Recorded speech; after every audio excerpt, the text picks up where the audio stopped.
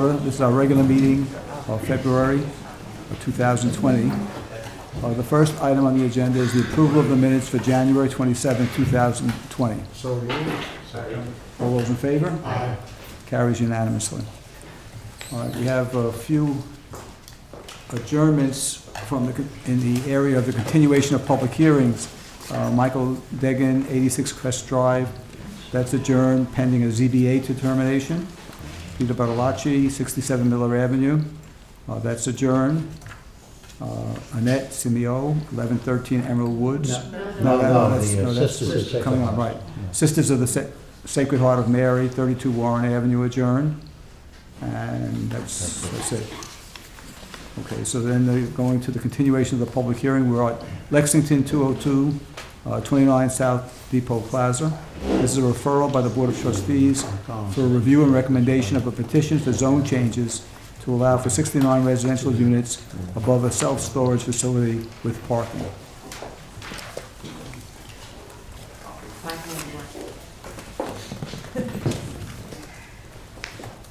Good evening, Linda Wade, head of partner firm of McCullough, Goldberger and Stout, here representing the applicants. As you'll recall, Collins Enterprises is now a co-applicant as they will be doing the residential development. Our team is here with me tonight to answer any questions. We just wanted to take a few minutes to go over what we had submitted to you after your last meeting and address some questions that came up at your work session. We also want to give you just two things. This is the one elevation we didn't give you before is the north elevation. We think it's important because what you can see on here is the revised plaza area and how it connects through onto the train platform. And again, this side of the building wasn't always as active. It's the residential entrance, it's retail, it's amenity space. So this is what faces this direction. The other thing that we've got for you that has changed since we gave it to you previously is the table with other TOD developments. You asked that we add a column for density, units per acre. So we've done that and updated a couple of other things. And I know it's been a concern of yours, so I just wanted to point out that only one of the projects listed on here is in Yonkers. The others are all in smaller towns and villages. So we can.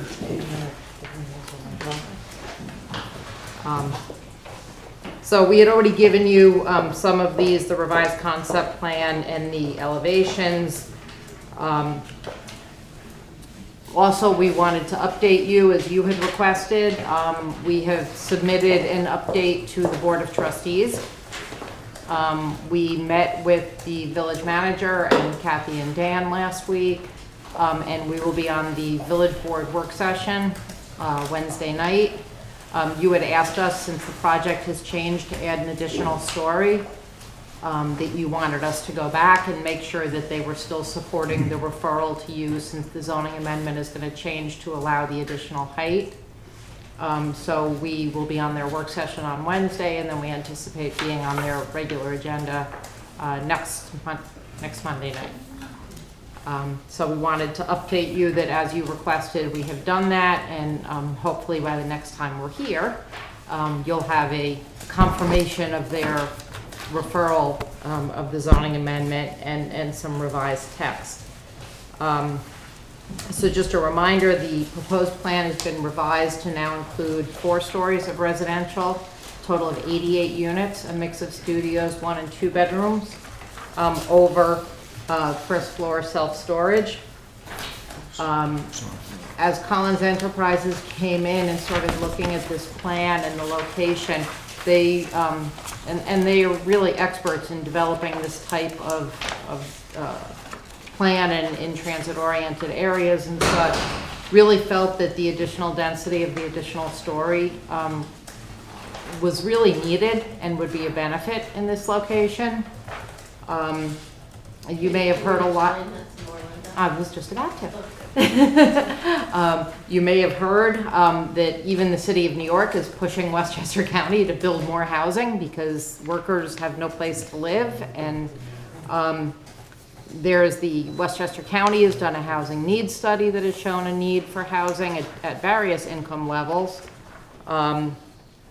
There is a demand for this type of housing, particularly in your transit-oriented area. As you know, even your comprehensive plan talks about having a mix of housing types and for different income levels and such. And really, when you look at your station area, you have very high-end housing that's newer and been built more recently across the tracks. You have affordable units and subsidized housing on this side, close to the train station. There's really nothing that suits sort of a more mid-level and middle income, moderate affordability rental housing in the area. And this product will really fit that niche. We are providing the required 10% affordable units. So there will be 9 affordable units in the development. And even the others will fit into a price range, as we've discussed before, that doesn't currently exist in this area. The county, everybody, the real trend is towards developing and putting your density in areas where you have infrastructure and where public transit is available. So here, not only do you have the Metro North station and the trains, you've also got the Beeline bus system goes by here, the Rockland buses, everything else. So it's really an ideal transit-oriented location where you want to put the density. In terms of adding the additional story, when I walked out of here the other day, actually, I was looking around, you have 2 10-story buildings right here. So a 4.5, 5-story building is certainly not out of character in this area. You know, obviously there was a need with those buildings to bring the density to this area of the village. I know they've both been here a long time, but there are 2 10-story buildings right here, one on either side of this building, if you will. So we're certainly consistent with that. Our client is also looking to really help the village do something else that we think the village desperately wants, which is to fix up this area and this part of the village and sort of start the changeover from an industrial area down South Depot Plaza, make it more inviting. We've committed to work with the village to fix up the what's referred to as Lot B, the meter and taxi lot. We're going to fix it up, repave it, stripe it, put in some landscaping, coordinate it so it looks nicer and sort of makes a better entrance to the area and a better look just for this area as you come down and around the curve and you can see it. Really want to work with the village to try to make this area much more attractive. And I think that was a big part of your first, the Tarrytown Connected, the station area plan, which was then rolled into your comprehensive plan. So especially as Art Collins has come in, and unfortunately Art couldn't be here tonight, although his daughter Morgan is. Art really sees an opportunity here to really work with the village in partnership to fix up this area, make it more inviting, and bring this housing, this type of housing, to the village. He's brought in his architect who's tried to work on the architecture, put in some terraces, make it a little more active, make it look nice. We also, as you'll recall at your last meeting, you raised a concern about the east elevation on the first floor, on the storage floor, looking like a big blank wall. And again, as part of making the area look nicer, even though there's still an industrial building past this at the end, that may not always be there.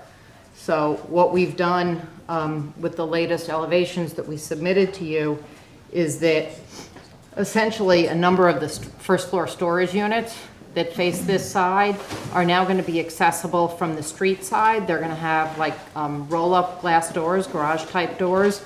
We've provided a raised walkway because the first floor is elevated above ground level. It's a raised walkway that gives access to those. We thought they would be, particularly useful to artisans or craftsmen who may want both to store things there, but then also have it accessible to the public and be able to open up those doors and invite the public in to their space. So they become sort of flex spaces that can be used both for storage and for more active uses as there is a demand for them. It certainly breaks up the look. We've also, as part of that, you'll remember we used to have angle parking along that side of the building. We've removed that. That's allowed us to put the walkway there and still maintain the traffic circulation, because that was always a bit of a conflict. And it also improves the look of that facade as well. Gone totally off my notes. So, as I mentioned, the chart that we updated, we've added in the densities and units per acre, and you can see that our proposal, which is about 75 units per acre, is similar to or lower than several of those on the list that we've provided to you of similar type of development. So we believe that it is appropriate for this type of a development near a train station. Similarly, the floor area ratio, which we had given you previously, our floor area ratio is 1.53 for the residential, which is less than most of the other projects listed on there. And on the parking, while we're still working out some of the final details, we will be at about 1.2 spaces per unit for the residential. That's with holding some spaces specifically for the self-storage. We've also got the loading area still on the end that will be dedicated solely to the self-storage at the south end of the building. But we come out to at least 1.2 spaces per unit. You may remember when we first submitted to you, we were proposing only 1 space per unit. So we have increased that.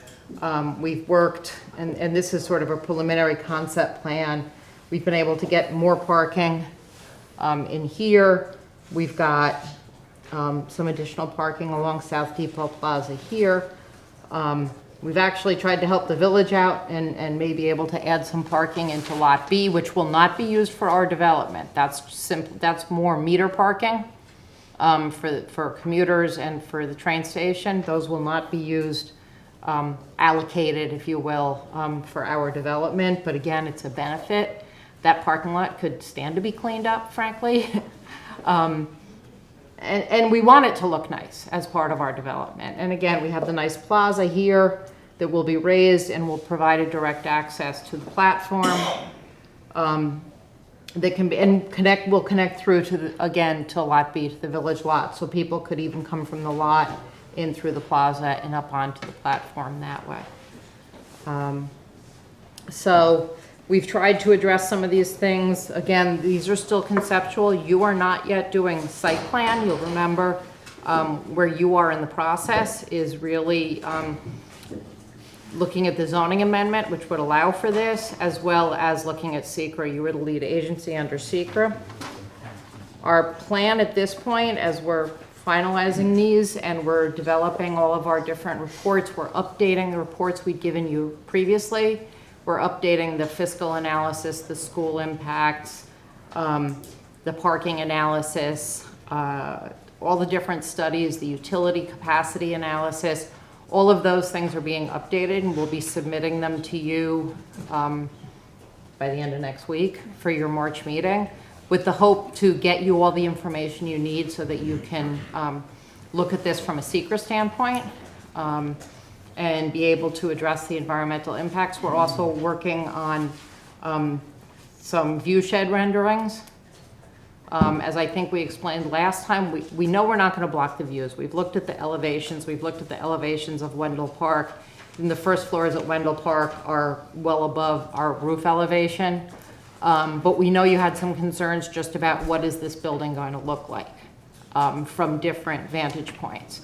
So we are putting together some view shed analyses to address that, both from up towards Wendell Park and also from down this way, but like looking from the train station.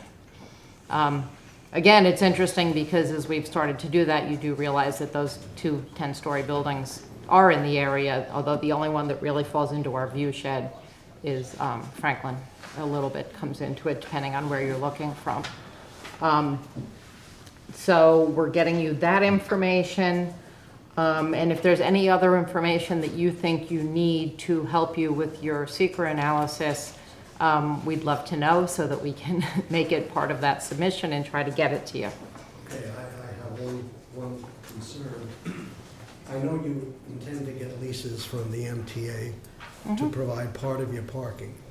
Perhaps you could tell us a little bit about that process and also a little bit about the length of the leases you probably will get. One of the things that we're thinking about is what happens if it's a short lease and the MTA suddenly decides, hey, sorry guys, but I need that parking for my own uses. Have you thought about? We've had those discussions with them, and obviously that's a significant concern for our client. First of all, they won't be able to finance it with that risk, because nobody's going to say, here's a couple of $1 million, build this building, but oh, in a couple of years you may not have the parking to support it. So we've actually been talking to Metro North about the possibility of doing an easement, which would essentially be in perpetuity. They have requested, I think we discussed with you last year, they've requested a certain number of spaces for their employees, which we will make sure are incorporated into this lot. But we're looking to have this be as long-term and permanent an arrangement as we can, and we need that. And as we finalize that, we will certainly be including Kathy so that she can tell you she's comfortable that arrangement is fairly permanent. They've told us they love the idea that we're going to fix it up for them, because again, if you've been over there, it's a dirt lot. It's a bit of a mess. So again, you know, fix it up, landscape it. They love the plans. They've seen the plans. They've approved the plans. We've just been working out with them the details of the agreement and how that's going to work. But it will be either a long-term lease or an easement. Yeah, one question. You're changing the number of units from 69 to 88. And you're changing the height from what to what? I didn't hear that. It was, this new height is 5960 feet. The old height was 52. How much? 52 to 60? About, yeah, And you're adding you're adding another floor from what your original plan was? yes. And we are adding, because you had all asked about it back in the beginning, just to mention again, we are adding a rooftop amenity, rooftop deck for the residents. Okay. And I assume you have rationale to offer the Board of Trustees when you meet with them for the change. Could you share that with us? I think I explained some of it at the beginning of my presentation about the need for the additional units and the benefits of the additional units. Of course, it'll also be a tax benefit to the village, as we'll show when we provide you with the updated fiscal analysis. But there is a demand for transit-oriented development in this area. And we believe that the additional story will not have any negative impact on this area. But the more density you allow, the more benefit can be provided to the village in terms of providing some of these other things. We also had discussion about the fact we have an infrastructure that's basically a 20th century infrastructure, you know, specifically the roads. So, you know, it's fine to have the concept of transit-oriented development, but I think we also had that conversation that Mike. that the people who will be renting there will not be without cars. And a lot of the comparisons you gave us here, you know, you have Yonkers in here with a population of 202,000. We have one Yonkers development. And Greenwich with a population of 62,000. You have even Portchester, which has a population of 30,000. And we are, I think, somewhere around 11 or 12,000, I believe. You know, so I don't like to see that comparison in here, because I think we are struggling with, you know, with traffic here. And you're making it sound like simply because you build something next to the train station that all those problems go away. And, you know, and I brought up, I think at the work session, I brought up the issue of if you go to any city in the metropolitan area, you have people who are in a very dense situation. Most of them still have cars. And this is our main problem here. And so by you, you know, kind of adding another story and adding more units to it, you know, it doesn't sit well with me, because you're doing it very casually, like it's something that there may be demand, but that doesn't mean that the Village of Tarrytown can handle, you know, this additional density. And we're also struggling with the, you know, with the Sleepy Hollow development, and that's not even, you know, the beginning of some of the things they're doing there. So we'll certainly, you know, we can provide you with some traffic analysis. I just want to point out, we've also included smaller villages that are even smaller than Tarrytown, such as Bronxville and Tuckahoe and Pelham, and developments in those downtowns, in those transit-oriented areas. And just because, like, Greenwich has a big population, Greenwich is much bigger, and just you know, geographically bigger, spread out. So I don't think it's really a fair comparison, but I can also say that just because some place is bigger and has more population doesn't mean that they don't struggle with the same issues with your roadways. So here you're looking at bringing in more tax benefits, more people to buy and pay sales tax that comes back, a portion comes back to the village. And again, we'll be providing you with the fiscal analysis that shows the benefits. You know, you've already added a lot of housing down in this part of the village. Your comprehensive plan supports adding housing in this part of the village. It's something that this village has been looking at and encouraging. So we're trying to do what the village has seemingly wanted. If there are roadway improvements that may need to be done, well, our studies will show that. I think that, you know, your traffic in this area, obviously your peak times are morning and evening when the trains are coming in and out.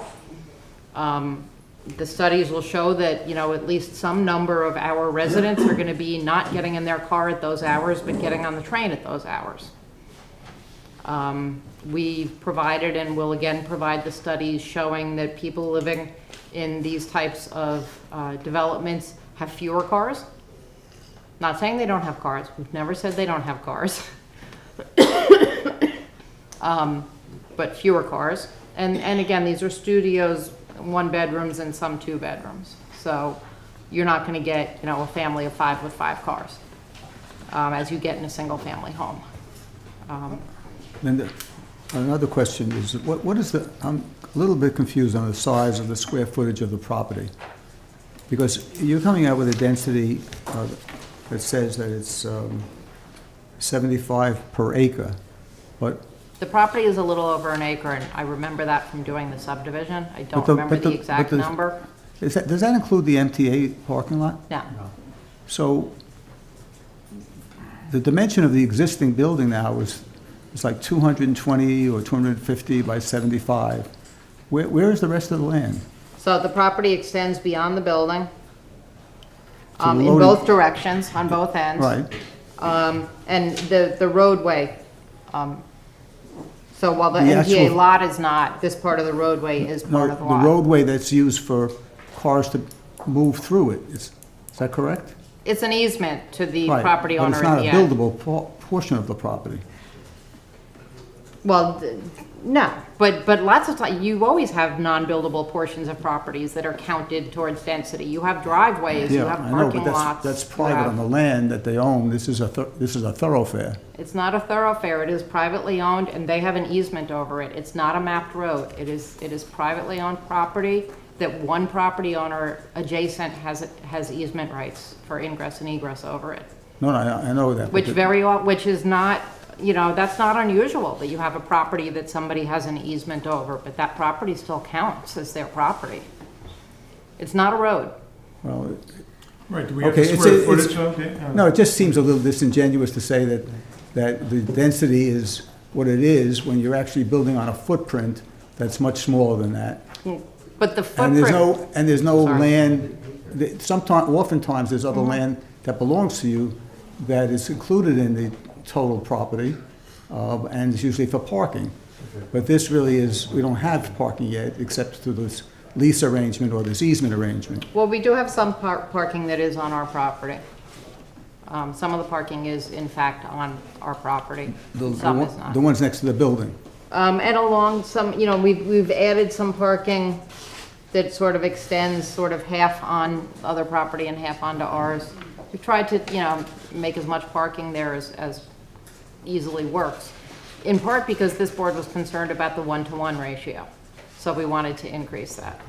Mr. Chairman, the Lenzo property is, when we're doing the subdivision, and this is the gross, is 1.12 acres. 1 point what? 12 acres. 1.1. Okay. I mean, we can redo the density, I- trying I to take just- out that. It's not gonna change all that much. No, it just goes back to what I was suggesting before. I know you're not gonna do it, or you can't do it, one or both. But what I thought was a suggestion, not that it was something that would be approved by the Board of Trustees or even this board, but it was my suggestion, that you go higher and you shrink the building on that platform that you already have, so that you have more space around the building for a pedestrian walkway and for more, I know we're not doing it, but that's, it doesn't mean the We've idea, heard- it doesn't mean the idea We're isn't a not good the one. ones who've said no to that. No, but that was my point about saying, you know, we're taking every inch of the actual buildable property and filling it up. And I thought by Well, not shrinking, here and by here. shrinking it, going up higher, it would have made it a nicer building. I'm not saying that I know that height is a very sensitive issue, so, Well, and but that's, sometimes if you get a real benefit from it, it might be worth it, that's all. so that's one of the reasons we've tried to actually improve the plaza area. I know. No, At it is- this end. it's a better plan. And I think it's made it really an attractive amenity, and it's attractive as you look at the building. And by fixing up this lot, it just makes the, and connecting it all to that plaza, I think it does improve, certainly improve the look as you're looking towards the building and at the building, as you can see on that elevation, sort of. So I hear your point, but I think we all know that height has become very sensitive with the Board of Trustees, and they're not gonna let us go any higher. I have a further question on the parking you Sure. talked about before. The pub or brewery is not part of this evening's hearing, I know, but does the parking you're proposing allow for parking at that other site? So we are working on a shared parking analysis, which will be part of our next submission. And it's difficult to fully analyze it right now because we don't know how much parking it's gonna require. Because parking for that is based on the number of tables, the number of employees, and the square footage and different things. But we've been looking at a number of things in terms of some of the shared parking and making use of shared parking, which again is something that is recommended in your comprehensive plan and your Tarrytown Connected plan. This parking, Lot B at night, is lightly used. It's mostly used by commuters, so it opens up, and that's going to be part of our shared parking analysis. The spaces that are the MTA, 20 of the spaces that they want for employees, they only want between 5 a.m. and 4 p.m. So those would be available in the evening for customers of the restaurant or brew pub. We are looking at it. We're certainly aware of it. We want to be able to do that still in the future. So we are looking at it, and we're looking at different ways that the shared parking can help with that. Okay, I look forward to that. Thanks. Did you have any idea, did Metro North give you any idea about when they might come up with some determination about that? Because it seems like a lot is riding on that. So they're very willing to do it. It's if we want to go the route of a long-term lease or an easement and it's to a private property, there's just a process that has to be gone through. We are going to start some conversations with the village and even potentially with the county. If they can do it with a governmental entity who can then lease long-term to us, it's a much quicker process. If they're doing, and they have no objection to doing an easement or a lease, long-term lease to us, but they have to go through an appraisal and an RFP process to do that. Right, but have they told the village that? We've been talking to the village. No, That was- has Metro North? I know that there's been some conversation. I don't think it's gone that far yet. So we're just starting on that. That's gonna determine what the Board of Trustees thinks about this, or maybe even the resubmittal of this, recommendation or not. Well, if the village is not interested in being involved, we can still proceed. They're still willing to proceed with doing the easement or the long-term lease to us. They just have to go through the process. Metro North has told us they have no problem doing it. So Kathy, So if that, what does if, that mean for us? since you've done all this work and spent a lot of money, if that fell through, parking lot and raised parking under the building is not a possibility at all? Not at this time, it's not. I honestly, I mean, Metro North has told us they will make that deal with us. So, and we know that, you know, any approval is gonna be contingent. You're not gonna give a final approval, final sign off until you have something that is satisfying you that we have that parking available long-term. Certainly, our client's not gonna build it without that because they can't finance it without that. So it's as much of a risk to them. So actually, since Collins has come in, they're really focused. I think Art has been speaking with, Metro North, speaking with the TOD people at Metro North. Unfortunately, the person he needed to speak to had been on vacation for 2 weeks. I don't know if you reached him yet. He was trying to reach him since he just got back. But he's got a lot of contacts with the MTA. We did bring it up to the village manager last week, who asked for some information on where Collins has done these types of arrangements or where Metro North has done these types of arrangements in other places, and we're putting that information. We talked about Harrison. So we're putting that information together for them. Understand also, the MTA has a division that just concentrates on TOD. They established it about 3 or 4 years ago, and they've been working on that. They actually have planners that, person from Avalon actually was heading that office about 5 years ago. I don't know if he's still there. So Kathy, I just wanted to get your take on this. I mean, from a planning perspective, it's important that the parking be in perpetuity because we can't have an issue like board members have noted where the MTA can pull the parking, and so then we're going to have a project with no parking. So, You don't have a Which project will never anymore. happen. You won't have a project. We can't build it without the parking. The other- Just like you won't let us build it without the parking, we can't build it without the No, parking. understood. I also want to make sure the public understands sort of what we're grappling with in terms Understood. of how to respond to this. That's all. Understood. And hopefully by the time we meet with you a month from now, we'll be much further along. And you'll have spoken In to that that board process. also. Yes. Mr. Chairman, just one thing. We had asked the Dave Smith, their planner, to actually go around into the eastern part of the properties that are available and do a development potential analysis for you and recycling plant also, so you can see where's the potential for the rest of the Tarrytown connected area.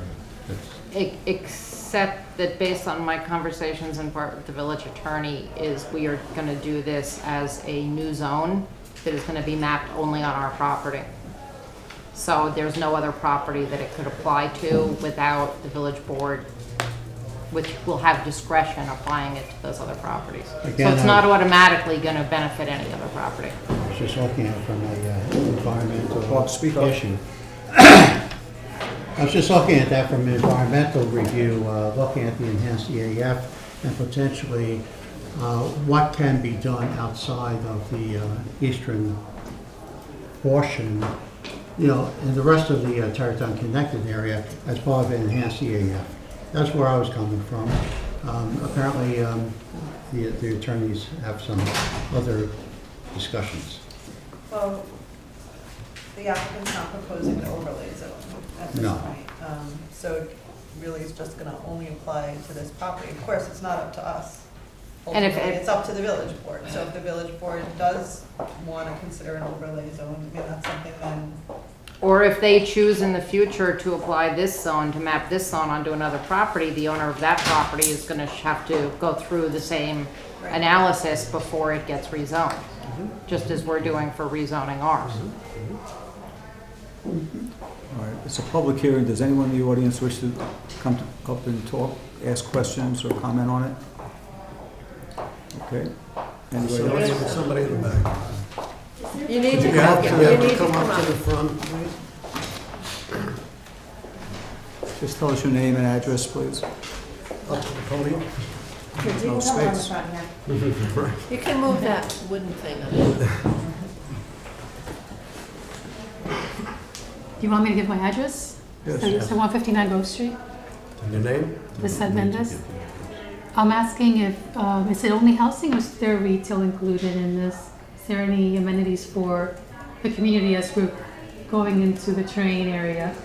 Yeah, there is a retail space. 2,000 square feet of retail space on the ground floor.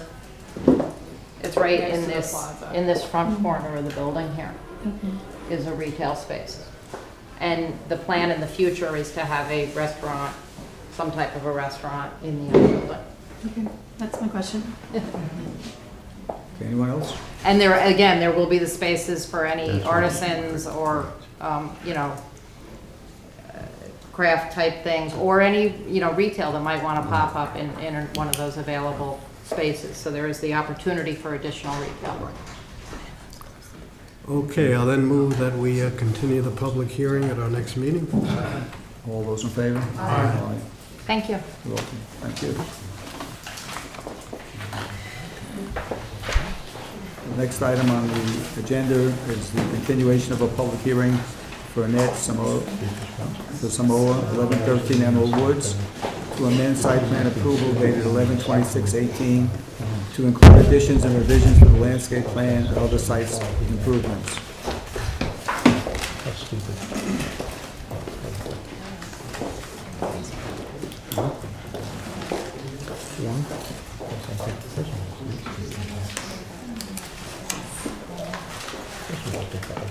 It's going to hypnotize me. Good evening. My name is Craig Studer for the applicant. I'm joined today with Ms. Simone, the owner. Excuse me, you Yes, have sir. a very hypnotic tone. It's putting, Should I stop it? That's what I was saying. it's okay. Okay. Thank you. That's why I said it was hypnotizing. I'm sorry, I'll start again. My name is Craig Studer from Studer Design Associates. I'm joined today with the property owner, the project owner, Ms. Simone. And as you know, this is two parcels independent of each other that make one homestead, Lot 11 and Lot 13. What we had previously shown, the homeowner came in and had shown a series of boulders that were equally spaced and some of them set vertical in the ground, as well as proposed several trees in alignment. They presented it to the board, and then there was a certain request that to make it more naturalistic.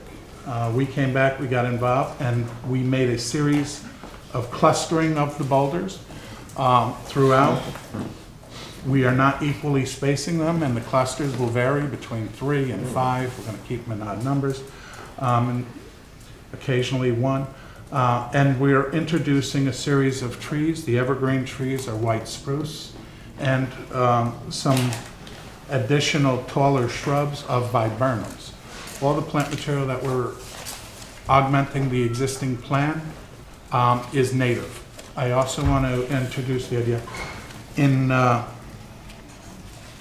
regard to the letter from the tree warden. There was an existing, I think it was a 36-inch maple tree in this area here that looks precarious. So we are proposing to remove that tree and put in 3 4-inch minimum caliper maples for the tree replacement requirement. It should be noted that the existing road comes on the property encroaches onto the property 7 feet, and on an average about 3.5 feet, the total length of the property. It does taper down to nothing in the rear corner. We are trying to stay away. There was a comment, and the letter was circulated to us from Ms. Nolan, if I pronounced her name right, if I don't recall, from your landscape architect consultant. And we addressed many of those changes in a revised plan, if that's able to be submitted to the town tonight, but which moved a few of the boulders back where we tried to keep a minimum of 5 feet from the edge of pavement where possible. We're not going to be setting the boulders on. Pavement or from the property line? That is our dilemma. We are saying from the edge of pavement the pavement encroaches considerably onto our property in certain areas. So, you know, where we understand the dilemma, the purpose of the boulders were not necessarily aesthetic, and that's why the client set them the way they did. They had these larger boulders, and they wanted to protect their house and their home and their property from an errant car coming down here. I understand this is a private road. There's an encroachment onto the property, and we're doing our best to satisfy the town's landscape architect and to deal with the fact of that encroachment and staying 5 feet away from the edge of pavement where possible.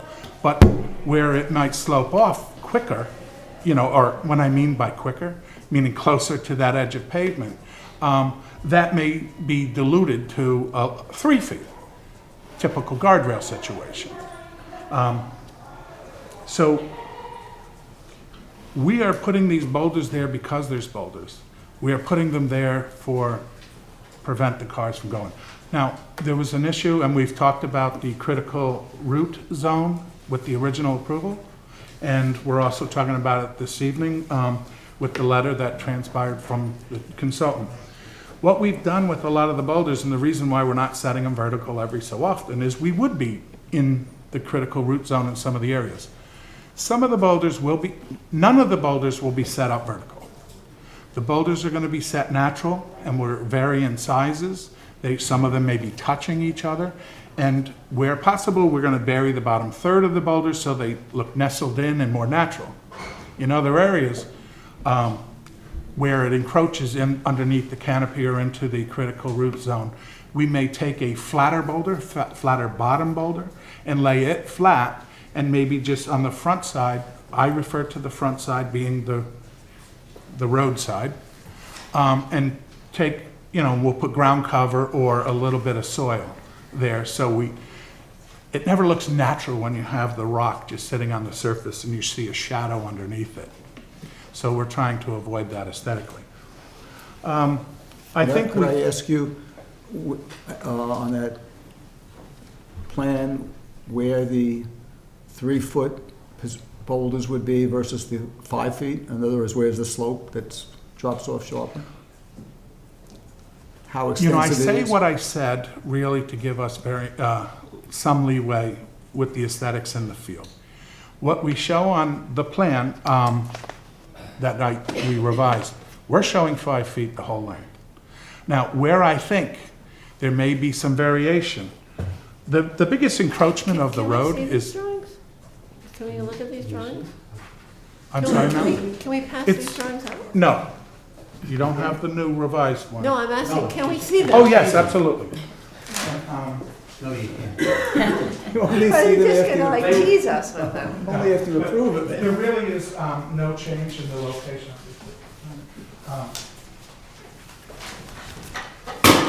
It might be interesting, Mr. Chairman, it may be interesting to go through some of the conditions in the resolution that may address some of these issues. Right, there's one particular one.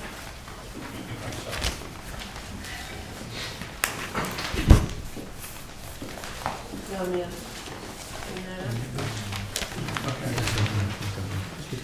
So, we discussed this, where the boulders sit, how far they come from the edge of the pavement, blah, blah, blah. So in the resolution that was drafted, there's a line that requires a 4 foot from the edge of the pavement. At least 4. Can you abide by that? You say 3 to 5, we want to keep it flexible. Can Yeah, you do 4? I mean, Can you maintain 4 at the least? I believe we can. But, I need a yes or Well, no, you- though, because this is a resolution. okay. Well, I'm just wondering if we shouldn't come back and ask to remove the asphalt if there's a problem. You can do that. Hold on, but you're making it sound like that road is encroaching, I don't know, maybe It does. Kathy can, I know, but that has been there, and I don't know if encroachment is the proper word, I mean, that road has a, Kathy, there's a term for that easement is there, and that road has a history of use, you can't just say it's encroaching, can you? Well, I don't believe that the easement covered their property. Their property is their property, so the road is encroaching. But where the asphalt goes over the property line. Right, but how long has that road been there? And that's very similar to any easement that's been in for years and years and years. That becomes, you know, a part of the property that's used by the public and other, right? I just think we have to be, you know, a little concerned about trying to determine private property rights. This is a private road, private property, and it appears based on what they provided to this board that, you know, where the property lines are. And it shows asphalt on, you know, extending over the applicant's property. So, Right, but they don't have the choice of that situation. They can't say we're removing that blacktop. That is a, you know, that's an easement. There's a legal term for it. I don't. There is. Asphalt is not the the easement. asphalt is not the easement. Asphalt is not the But that's easement. an as right. I don't know. I don't want to get into it, but At you know. one time, that used to be a dirt road, and that's probably when it all started, when that was a unpaved road. Then whoever put asphalt on it, they may have encroached, or they did encroach on this property, and that's where it is today. But again, that's not the easement line. The easement is at the property line. From all the deeds that we've looked at, the easement through there is at the property, Right, not this- in their property. Right, that their property, unlike the 29 South Depot, is not burdened by the easement, right? So that's the difference. Like the one that we were just hearing about, that application, the easement runs over their property. That's not the case here. The easement is outside of the property line. I understand that, but I'm saying, but when a road has been in a position for many, many years, I don't think the property owner has a option of saying, for instance, we're removing that blacktop because we want this to be our property. That road is in. That might be applicable to when it's a public road that's maintained by the village. That's a very different situation, potentially, than the situation here, so. Just, It would be eminent domain, right? Isn't that what they call it if the city? Adverse possession. Adverse possession, I'm sorry. Eminent domain is the other. Right. And we're claiming our own property. Listen, I maybe spun this off in a direction where we don't mean to take it. We don't mean to make it sound like a threat. It's not meant to be that way. We do want to go on record. It is our property, not the neighbor's property to use, and I think that's it. We are not asking to remove that asphalt at this time, but we need some flexibility. You know, yes, I'd like to say we can maintain that 4 feet, and we will do our very best effort to do that. But at any, you know, one point here, we may be straddled with a steeper grade. Right off the edge of the pavement, perhaps we should be asking for a guardrail then, I don't know. But these are conversations. I really think that if you looked at the conditions and you talk through the conditions with the applicant, you'll see that there's going to be on-site flexibility with them and with Suzanne in terms of how they're placed and things like that. And quite honestly, we talked about the boulder placement, we talked about the, you know, showing 4 feet away, your field changes and things like that, and you're going to have your own landscape consultant on the site with them when the boulders are placed and whatever. And that's in the I don't conditions. see where it says on-site flexibility regarding 3 or 4 or 5 feet. No, it doesn't. No. No, but it does say It's the a- consultant's In going to be- terms of the boulder placement and the trees and the critical root zone, yes, It someone says will at be least there. 4 feet. Someone will be there to do that, and that's a good thing. It says at least 4 feet. It says at least 4 feet from the Right, edge it of the says pavement. 4 feet. Now, if they're Well, saying, wait also- wait a second, wait a second, I wait a just want to second. note that you're. Wait a second. You said 5 feet, and in some places they're gonna be 3 feet, as close as 3 feet, based on the topography and the slope. So I asked a very simple question. You know approximately where that slope is, and I just asked where it is and how long that stretch is. Can you show me where it is on that? Yeah, it gets steeper right in this area, right in here. So you would say 15 feet and 3 boulders? Is that what we're talking about? Yes, the boulders are not in a continuous Right. line. We'll try to avoid this steeper portion. You know, the critical Okay. root zone is more important though. So let's shorten this conversation. It's gonna be 5 feet as you say there. 4 feet. 4 feet. It's That's 4 what feet, they- but 5 is better, so I'm saying we should make it 5 feet. All right? And then, based on field conditions, you would have we should have our village engineer or our landscape consultant make a determination as to where it should be 3 feet, or 4 feet, whatever it is. Some ways, no closer than 3 and no more than 5, based on our consultant. We'll even go, What do you listen, mean no more than 5? So they I can't think we put should it use the more than 5 benchmark feet of into the 4. ground? Why should we be penalized more? We will use that as our minimum benchmark. We can try to, where we want to make it natural. So some of the boulders, we're not creating a straight line at the 4-foot line either. I We want to understand. move some down there. Right.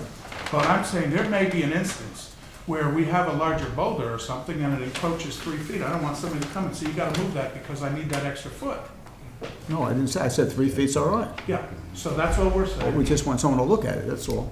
But the 4, I don't wanna go to 5, I'm saying we're shooting for 5, but That's what it has in the resolution. At least 4. At least 4. as And that was based on Suzanne's letter.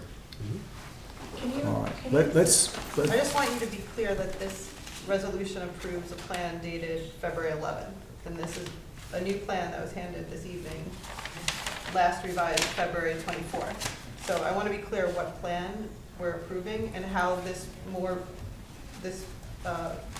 latest plan differs from the one in the resolution, if any. if I can simplify that, I could take all those plans back if we're approving the other one. But what that plan does is it responds to the letter we received this evening. And it moved the viburnum outside the critical root method thing, and it moved some of the boulders back. So it's in the same spirit of the letter, it doesn't change anything. Maybe we'll change it here, so yeah, it's a different plan. what's your position? I just want someone to review this plan that was handed Okay, so tonight we and make shouldn't- sure that you're comfortable approving this latest All plan. right, and we shouldn't approve it, the resolution, and say, subject to the plan submitted tonight. No, we should approve, we You should. can't because we haven't, we've looked at this for 6 seconds. All right. So then, we'll just have to continue the public hearing, give this to our, Can I ask something? If we were going to approve the other plan, can I take these plans back and let's just approve it based on the conditions that you had set forth in the resolution? I mean, there's nothing more legal than that. It's like the cat's out of the bag. I see you have some changes here. Mr. Stewart, can you just explain the changes between the plant of the 20th and this, Yeah. Yes. that might be simple enough. In the two plant list, the symbol, there was a typo on our part, we corrected that, that's mine. The other thing is the viburnums here, and back over in here, we moved back. We made a note. Out of the critical, Further away, if I may approach. Because the rendering is the plan that we submitted. That was done prior to these revisions. So you attempted to address Ms. Nolan's comments, am I correct? That's exactly what we did. We moved the viburnums further back out of that critical, and you can see from the original plan. So these viburnums moved back. We also changed the plant list because the viburnum symbol was different. And we actually moved the boulders back as well. So the resolution as presented, what's been requested of us to approve the prior plan, which has been adopted in our resolution. So Nolan's responses or questions are in our resolution, which will reflect this current plan. So we just ignore the plan just as they're asking him? Yes. And that's it. Why not just approve this plan We can do that too. and just change the date of last Yeah, revised can do to that. February 24th? That could be done too. If this already incorporates the comments and you're okay with it. What's the date of this, today's date? February 24th. Last revised February 24th. before you read the resolution. Is there any other comments from the public on this application? Stan, I have another question. Do you have a reason for going with coniferous trees as the decorative there? think it mentions what Yeah. Screening, evergreen, privacy. I mean, as one is traveling on this roadway, they can look down and they see all the private spaces on None the of property. them. There has not been a coniferous tree on that stretch, certainly in the last 30 years. And all the trees that have been damaged during the construction are deciduous. So last time we commented that we wanted to be sure this was going to be in keeping with the area. I believe it's keeping in the area, and in fact, there's evergreen trees everywhere else, that's correct, but that there are evergreen trees, and for the purposes of screening, the neighbor has requested screening. The fact that we're adding a couple of evergreens up here is to give ourselves, the property, the screening. We have a pool, we have a patio. The client wants to maintain a reasonable lifestyle. I also want to point out is the previous plan and this plan does offer a mixture of deciduous trees, understory trees, Yes, and that larger plan shade was trees. commented. Yeah, and we added that. It's not like we're coming up, not to point something out, but as the newer homes are developed, lots tend to be smaller and they just put evergreens along the property. We didn't do that. We've seen that. Okay, the point about privacy for your client is fair, but the old trees did not provide that. So that's the basis for going with coniferous rather than deciduous. Correct. Well, they're going with a mix of a lot of things. I mean, there's magnolia here, there's the deciduous, there's a good mix here, I think. Maples, When you lindens. look at here, it's mixed into all of these. They're just little clusters of these, and then there's a lot of other mix. I want to take a further look at that. I'm sorry, Okay. sir. I didn't hear. I said I will take a further look at that. You want to delay this? No. Oh, okay. Go ahead. So are we okay with this?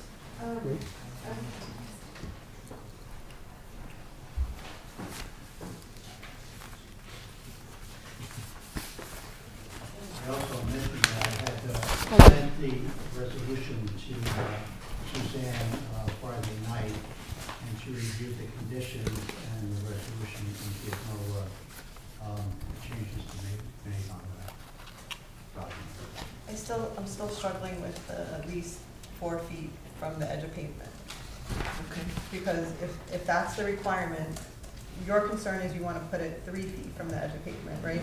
No, what, In certain circumstances. yeah, I mean. So I'm just saying that if you want to leave this language, the boulders shall be placed at least 4 feet from the edge of pavement at Grassmere. And then maybe we could add a clause, except if the village consultant or village engineer agrees that due to the slope, the boulders may be placed 3 feet from the property, You from may the want edge to of say, pavement. except if the landscape consultant on site makes the determination that it could be moved closer based on 3 feet from the edge 3 of pavement. feet, based on factors that she sees in the field. But in no event less than 3 feet. This way you're setting, so because of slope, you could get 3 feet. But it can't be any less than 3 feet. Correct, we can live with that. That I think is clear then. Except if the village's landscape consultant, you said? Except the village's landscape consultant on site could make a determination that such Makes a determination makes that the due to slope. due to slope, it can be placed close, at least 3 feet. It's certain, and it's not going to be From the edge of everything pavement, from the edge of the pavement. but in no event.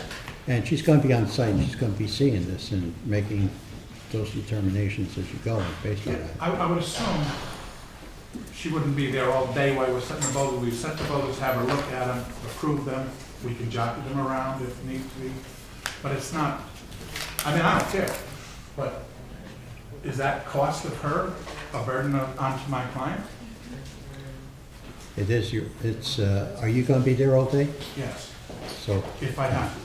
Yeah. But why have to? if she has to consult be us? there, it'll be on Because of this. I mean, if What was you this make an outside? arrangement with her and say, we're gonna be doing this particular thing, can you be here for half an hour? Yeah, or come, midday, late day, whatever. I mean, Or come in, Yes. when you're doing it in the area that you know is gonna be, because Yes, you can exactly. do Question. the 3 feet, Yeah. the questionable areas. What did you hold up? You said according to this. What was oh, this? the resolution. Okay, I'm sorry. Thank you. So with what I garnered out of this, with the exception of 3 feet minimum where the village landscape consultant or representative determines on site that an exemption is acceptable? Yeah, I mean, Do I need other language? So do you want me to just read what the Yeah. boulders shall be placed at least 4 feet from, this is specific condition 1. Yeah. The boulder shall be placed at least 4 feet from the edge of pavement at Grassmere, except if the village's landscape consultant on-site determines that due to slope, the boulders may be placed 3 feet from the edge of pavement. But in no event shall any boulder be placed less than 3 feet from the edge of pavement. Does that work? Yes. Somebody took that down, I need hopefully. your piece of- I didn't break that all out, but it's in the record. So that's as modified as such. Yeah. I'll just say, We want to have a serpentine boulder place. No, understood, and truthfully, if I can just say one thing, this plan has come a long way, and you've listened to a lot of the stuff we've said, and we appreciate that, and I know the neighborhood is, trying to, whatever they're trying to do, everyone's making comments, and we appreciate that you're going this extra effort, we really do, so I think it's gonna be very beautiful with this very naturalized environment, and so if we can do this, let's Read the Let's read the resolution and we'll vote. Ron, this is not the one where you have to do something, right? Okay, so I need to close the public hearing. Anyone from the audience? I Does asked them. anyone want to they speak? did, okay. I ask, anybody still want to speak? Lester? Go ahead. You're a property owner right next door. Kathy, can John read that? Say your name. You could just say condition 1 as well. Oh, yeah. As revised. Lester Jacobs, 47 Stephen Drive. This, by the way, I think is a lot better. It's definitely an improvement. And I'm sorry, Mr. Watson, he raised something that I got to ask a question. These trees over here are like different types of trees on this side. Yes. So it's going to. Speak up, Les. Maple, okay, fine. Pine, maple, other kind of pine. Everything's good. Okay, Approve it. very good. Got the seal of approval. Okay, so we're going to close the public hearing? Yes. Second. All those in favor? Aye. Joan, they're busy writing over here. Right, okay, so that's good. So when I get there, you'll be ready. Only a portion of this resolution will be read, but a copy of the general and specific site plan conditions will be provided to the applicant, and the entire site plan approval will be recorded in the minutes of the meeting. Resolution, Village of Tarrytown Planning Board adopted February 24th, 2020. The application of Annette, can you pronounce your name properly? Samau. Application of Annette Samau, property 11 and 13 Emerald Woods, sheet 1.190, block 112, lots 25 and 30, and zone R60. Resolution of amended site plan approval. The applicant, Annette Samau, owner, requested an amendment to site plan approved on November 26, 2018, to include additions and revisions to the landscape plan and other site improvements on the single-family properties located at 11 and 13 Emerald Woods in the R60 district. Both lots are in common ownership of the property owner making this application. 2, the planning board on August 27, 2018, determined this to be a type 2 action under New York State DEC 617.5 C10, construction, expansion, or placement of minor accessory appurtenant residential structures, including garages, carports, patios, decks, swimming pools, tennis courts, satellite dishes, fences, barns, storage sheds, or other buildings not changing land use or density, and therefore no further secret review is necessary. The amended site plan application remains a type 2 action. The determination. The planning board determines that based upon the findings and reasoning set forth below, the application for amended site plan approval and modifications made to the planting plan are granted subject to the conditions set forth below. 1. Findings. In addition, the planning board has considered the standards set forth in the Village of Tarrytown Zoning Code Chapter 305, Article 16, and finds that subject to the conditions set forth below, the proposed site plan is consistent with the site plan design and development principles and standards set forth therein. 2. Approved plan. Except as otherwise provided herein, all work shall be performed in strict compliance with the plan submitted to the planning board and approved by the planning board as follows. And then we're going to make one change. So the planting plan prepared by Studer Design Associates Incorporated dated August 28, 2018, and last revised February 24, 2020, as entitled below Site Plan Development Plans. 3. General conditions. A. Prerequisites to signing the site plan. The following conditions must be met before the planning board chair may sign the approved site plan, final site plan. And I'm going to skip down to E. Landscaping. All landscaping on the approved planting plan shall be installed in a healthy and vigorous state and shall be inspected at the beginning and end of the growing season within the first and second year of installation. Individual species that do not survive beyond the first and second year shall be replaced at the beginning of the next growing season.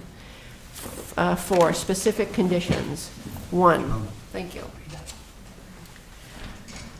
The placement and repositioning of the boulders. The boulders shall be placed at least 4 feet from the edge of pavement at Gracemere, except a reduction to 3 feet from the edge of the pavement may be permitted if the landscape consultant deems it agreeable. Is that agreeable? Due to steep slopes. Did you want to say on-site? Where the village landscape consultant or representative determines on site? Yes, just said it. 2, due to the boulder placement and planting proposed, sorry. Boulders shall be placed flat and buried with no more than 3 feet showing above grade. Due to the boulder placement and planting proposed along Gracemere, the trees to remain in this area should receive additional protection of trunk armoring to avoid mechanical damage from construction. 3, in preparation for the repositioning of the boulders on the property, the applicant's arborist shall identify the critical root zones of the trees on site. The applicant's arborist shall be present on site during the boulder placement and planting operations. The village landscape consultant shall also be on site when the boulders are being repositioned to monitor that the boulders are being placed in accordance with the plan. And didn't we just say that somehow they can make an arrangement for that to happen? So she doesn't have to be there. 4, the applicant shall be required to have their arborist recommend and implement a post-construction tree health monitoring program to mitigate construction impacts. I then move that the planning board approve the amended site plan. Wait a second. Now, Ms. Smith, a question for you, Kathy. It seems ambiguous to say the edge of pavement at Gracemere. Right now, the edge of pavement is a certain length or width, 16 feet, whatever it is. It could erode over time to 12 feet. Does the edge of pavement always mean what's actually there, or 16 feet? I mean, this is based on the current condition of where the current edge of pavement is. So is it better to specify the width of that road right now as the edge of the pavement? But the width of the road is not the edge of the pavement, unfortunately. The pavement extends onto their property. No, I understand that. The road is on their property. Right. But what if the road erodes and you look at what the edge of the pavement is and it's not that width again? But I think they're gonna be basing it on the work done. I mean, there's timeframes to do this, so we're not saying this approval is not gonna be in place 10 years from now. They have to Alright. do it within a Okay. certain timeframe, All right. I otherwise just the wanted to- site plan expires. If you're okay with it, I'm fine. I got it. I Let's mean, move on. I understand your concern, and it would be an issue if the edge of pavement changes, but this is not gonna be in effect Based on this plan. based on this plan. It's based on this plan. Okay. All the approvals And are the on site plan this. expires, what, 2 years, right? 2 years, 2 correct. years, You're not so. planning on moving these boulders every 2 years, are you? Too expensive to move once. All right. Go ahead. I then move that the planning board approve. I'll note before we vote that I'm okay with the landscape as planned, including the coniferous trees. Okay. Okay. Okay, I then move that the planning board approve the amended site plan. Second. All those in favor? Aye. Carries unanimously. And just want to note, I think that you did a great job Yes. on that property, and I think we're all very happy that you were able to preserve a wonderful historic building Yes. and a very historic property. So we thank you for that. Yeah. Here, here.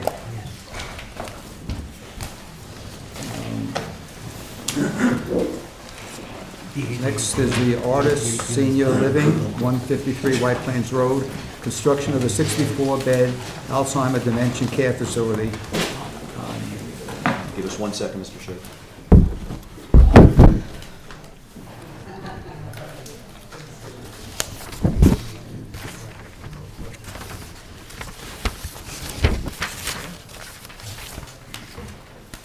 For a moment, I thought it was... Okay, thank you, Mr. Chairman. Don Walsh, Development Strategies in White Plains, with Richard Williams of Insight Engineering in Carmel, here on behalf of Crescent Associates LLC, which is the Silverman ownership entity for 155 White Plains Road, and now what's been designated by the town of Greenburgh as 153 White Plains Road. We are in what I guess Bob called the extended review process, and we're moving this one step at a time. Speaking from Mr. Silverman, he actually had a number of words, astonished, delighted, etc., that the village outside staff, Han and Nolan, got back to them so quickly. He noted to me it was, some years ago, it was 5 months and 6 months each. We finally got some documents. This time they arrived in record time. We are very grateful for that, and we're using those, plus the memo that Bob circulated at February 13th at the work session, as the basis for going forward. Tonight we're going to be commenting on 2 separate things, just to let you know where we're going with them. As you know, you received on January 29th, and we received on February 14th, nice Valentine's present, the Han report, actually, I'm sorry, the Nolan report from the 29th and the Han report from the same day, from the 13th. We got it the next day, and with Bob's memo. Rich is going to comment briefly on what we're doing in respect to each of them. Bob's memo addressed, and for the benefit of the public, just so everybody knows what we're talking about an area in Tarrytown which is up behind Transfiguration School, slightly to the right as if you're standing on Route 9 and look at what I call Gender Precision, but today it's Hitachi, the Hitachi building. It's the woods there. It's 4.6 acres that remains after a subdivision was done some years ago. That's the site of the original Ho Library. The Ho Library was dismantled basically in a predators battle in 1920. Nothing has been on that site since then except 2 scout camping groups in the 1960s. It's been vacant ever since. What we're dealing with now is to develop that site in line with the village's master plan, and that's the process that you see in front of you. That particular choice, which we were guided into and worked with the village to choose, was a senior care center. The zoning has been changed in Tarrytown by a text amendment to allow that. We always had medical uses in the zone. Now we have a medical overnight use there. This is a dementia treatment center. There's 13 types of dementia, Alzheimer's being one of them, and this is what this building's being designed to do. Moving ahead briefly, Bob has noted that in some of the material that we received that went to the board and went to staff is to be incorporated into the design drawings themselves, which will be sealed, etc., by the architects and come in here for extended review with the village engineer going forward. Yes, we agree with that, and we are working on that now. Joan, you had a question at the work session, and particularly in respect to the ratio between the natural gas that's going to be used for power there and the solar collectors on the roof. We have that being worked on right now by the architects. We're going to give you some rough examples based on other sites, but it will be pretty close as to what it actually is, and that can be the basis of further discussion as we go forward. The Han plan on stormwater augments the stormwater plans you received from us that came in 2015, and that were part of the final subdivision of that site, which resulted in the detention pond that's built down there now. The Nolan material, we're looking at that carefully because Dan may recall, we had some issues with the original landscaping plan that went in 2005, where certain trees were planted so closely together, especially by the aqueduct, they died. And you have worked with us. I've got a great picture, Ron, of you that was exhibited in front of the Mamaroneck Planning Board not long ago, where you're all out there walking that hillside off Martling. Yes, yes. And they took that as an example. That was a great way of the spacing of the Yes, trees that are up there. yes. We worked with you on that before. We're going to work with you on that again. Insight will comment on how we're going to do that going forward. Our view right now is to try to get all the comments from both Han and Nolan answered by virtue of what Insight's going to be doing with them. Get it back to you to look at. That will certainly not be by the next meeting. That's going to take some site work and other material going on. By the next meeting, we should have some answers for you, Joan, particularly on the energy sources, how we're going to use that and all. But we're going to move forward in almost, and I hate to say this coming from me, baby steps, but they are going to take a little bit of time because each of these things has to be looked at in conjunction with what you're doing and what you're looking at and what the village's input is to us. So without further ado, I'd like to bring Richard up and let him comment briefly on those two things, what we're doing in respect to that. And I know you have a full crowd here, so we'll take the whole evening. Thank you. Good evening. So I'm going to be brief. Basically, in the next couple of weeks, we're going to try and meet with each of the consultants. We'll start working through their issues, and then we'll make a resubmission to the planning board. The only other thing that's notable to mention is Artis has authorized Fred Cook to do the closed-circuit TV inspection of the off-site sewers. We are hopeful to get a date in the next couple of days, and we'll coordinate with Dan's office as to when that's going to happen. So really, tonight, we're here to answer any questions you have. You're working on the site connection on 155 White Plains Road property, possibilities for, We are. Right now, that is with the ownership of the site, and they obviously have to talk to their tenants, so I don't have more to report to you this evening. And the sidewalk. That is what Yeah. we're referring to. Right. So Yep. we've prepared sketches, we've presented them to the ownership, they're reviewing them, and they have to review them in terms of, what the impacts to their property are with respect. That is the same property owner. No, Crescent. Crescent Associates will own this property, Artis is contracted in D and will own this property. Oh, I see. So we're actually putting a sidewalk not on the applicant's property, but someone else's. Mhm. And they're evaluating, whether or not that's gonna be okay with them But in he's terms of their a lease vendee. agreement, And also the tenant has approval. so. I'm sorry?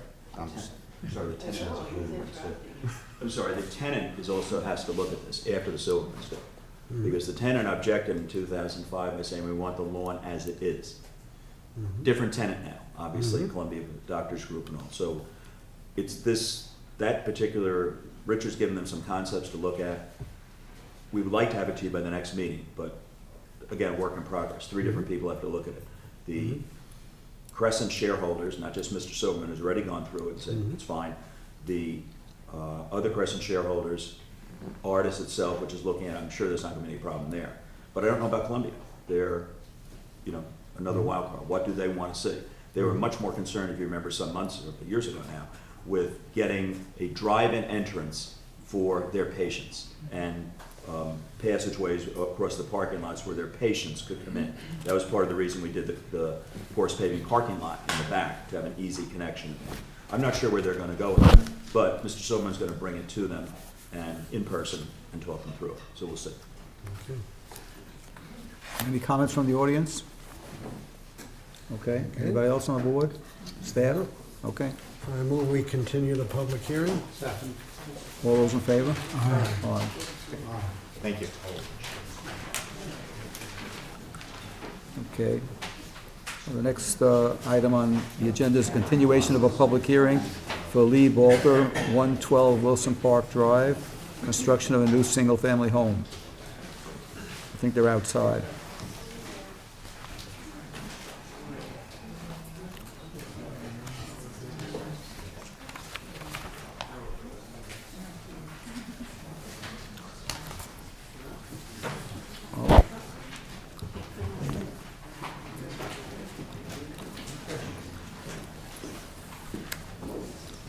You don't mind, Mr. Balter, if we put you back at the end of our meeting, so we went past you already on the agenda when you were outside? Do you have any objection to that? Well, Or I'm would you already on like the to end. speak? I think I'm last on the agenda anyway for the other matter. All right. Go ahead. Hi, how are you? So, since our last meeting, I'm Bill Balter. I'm here for my dad's lot on Wilson Park Drive. Since our last meeting, we've resubmitted plans that we think fully address your comments. And we're really hoping to get our approval tonight. So if you have any questions, I have Rich Williams from Inside Engineering here. And I'm here to answer any questions you might have. Any staff questions? Anybody in the audience? Why don't you just show, anybody in the audience that want to look at the site plan for this? Okay. Right, and no other questions. All right. David? And I There's a move lady that in the back. There's some-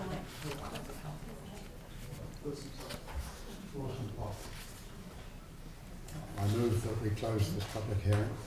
So second? All those in favor? Aye. Carries unanimously. Then I'm going to read a portion of the resolution, but a copy of the general and specific site plan conditions will be provided to the applicant, and the entire site plan approval resolution will be recorded in the minutes of this meeting. Application of Lee Bolter, property 112 Wilson Park Drive, sheet 1.50, lot 20, lot 60.2, and zone RA30, bulk, and RA60 dwelling. Resolution of site plan approval. The applicant has requested site plan approval for the construction of a single-family residence on an unapproved lot in the R60 zoning district. So we need unapproved here. We need unapproved. Unapproved. Or unapproved. Unapproved. Sorry, yes, unapproved. The planning board determined on January 27, 2020 that the project was a type 2 action based on New York State DEC 617.5 C11, construction or expansion of a single family, a two-family or a three-family resident on an approved lot, and therefore no further secret review is necessary. The village landscape consultant has provided a final staff review dated February 20, 2020 for the revised landscape plan and found the changes to be responsive to additional comments, recommendations regarding plant sizes, tree protection measures, grading changes and additional tree protection to maintain and protect the existing 24-inch oak tree between the western property line and the garage. In response to planning board comments, the applicant has provided a list of targeted LEED credits to achieve LEED V4.1 silver certification. These targeted LEED credits are shown on sheet 3 of 3 of the architectural plan set, renderings and LEED targets. The applicant is also providing rooftop solar collectors, which are anticipated to produce 15 kilowatts for the residents. Our determination. The planning board determines that based upon the findings and reasoning set forth below, the application for site plan approval is granted subject to the conditions set forth below. First findings. The planning board considered the standards set forth in the Village of Tarrytown Zoning Code, Chapter 305, Article 16, and finds that subject to the conditions set forth below, the proposed site plan is consistent with the site plan design and development principles and standards set forth therein.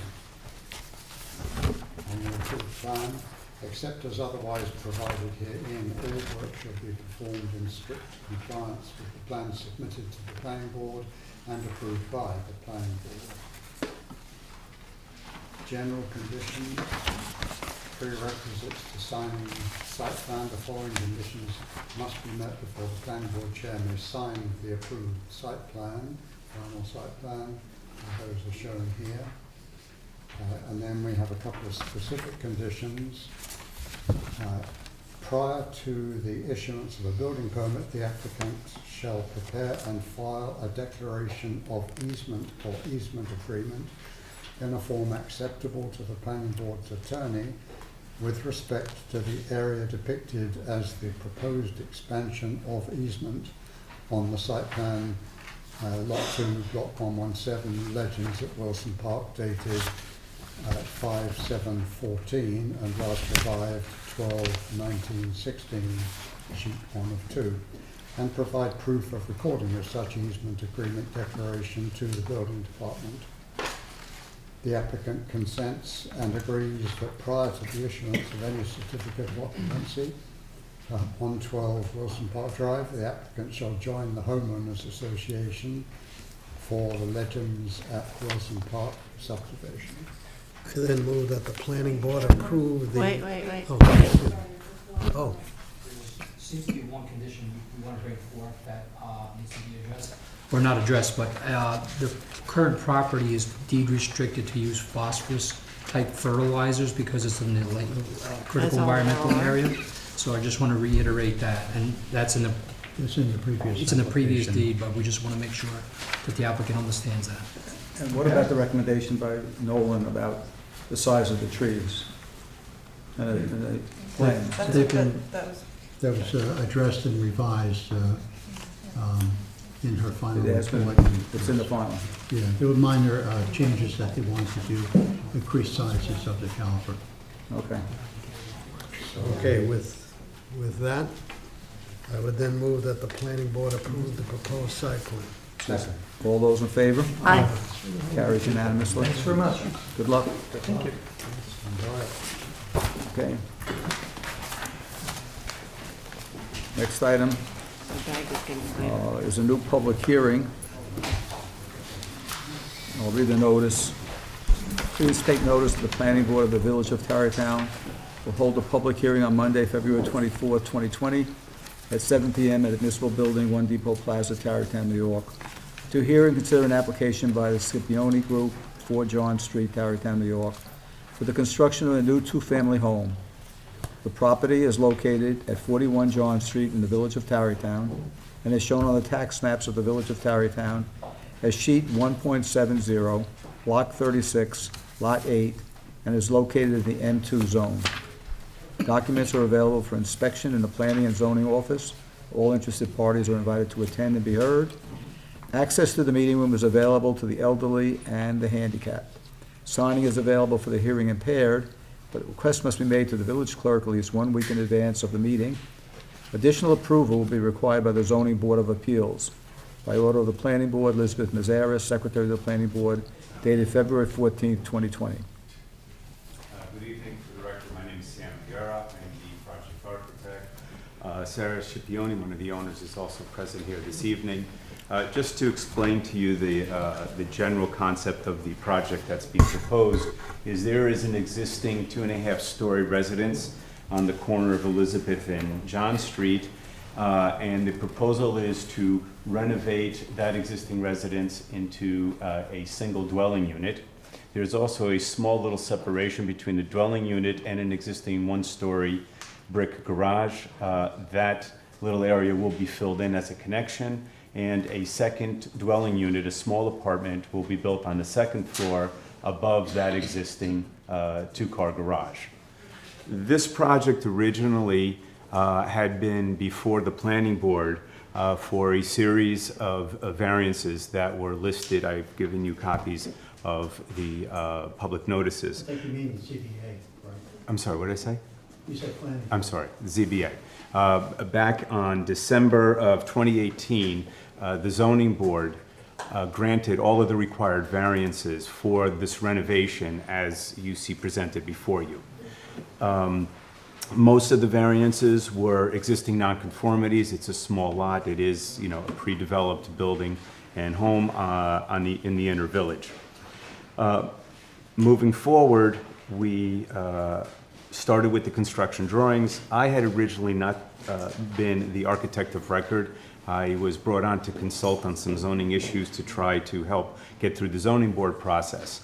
I was retained by the owners to do the construction documents, And upon further investigation, I came to the conclusion that there was an error in the measuring of the height of the building, that the building was actually taller than what was previously presented and approved.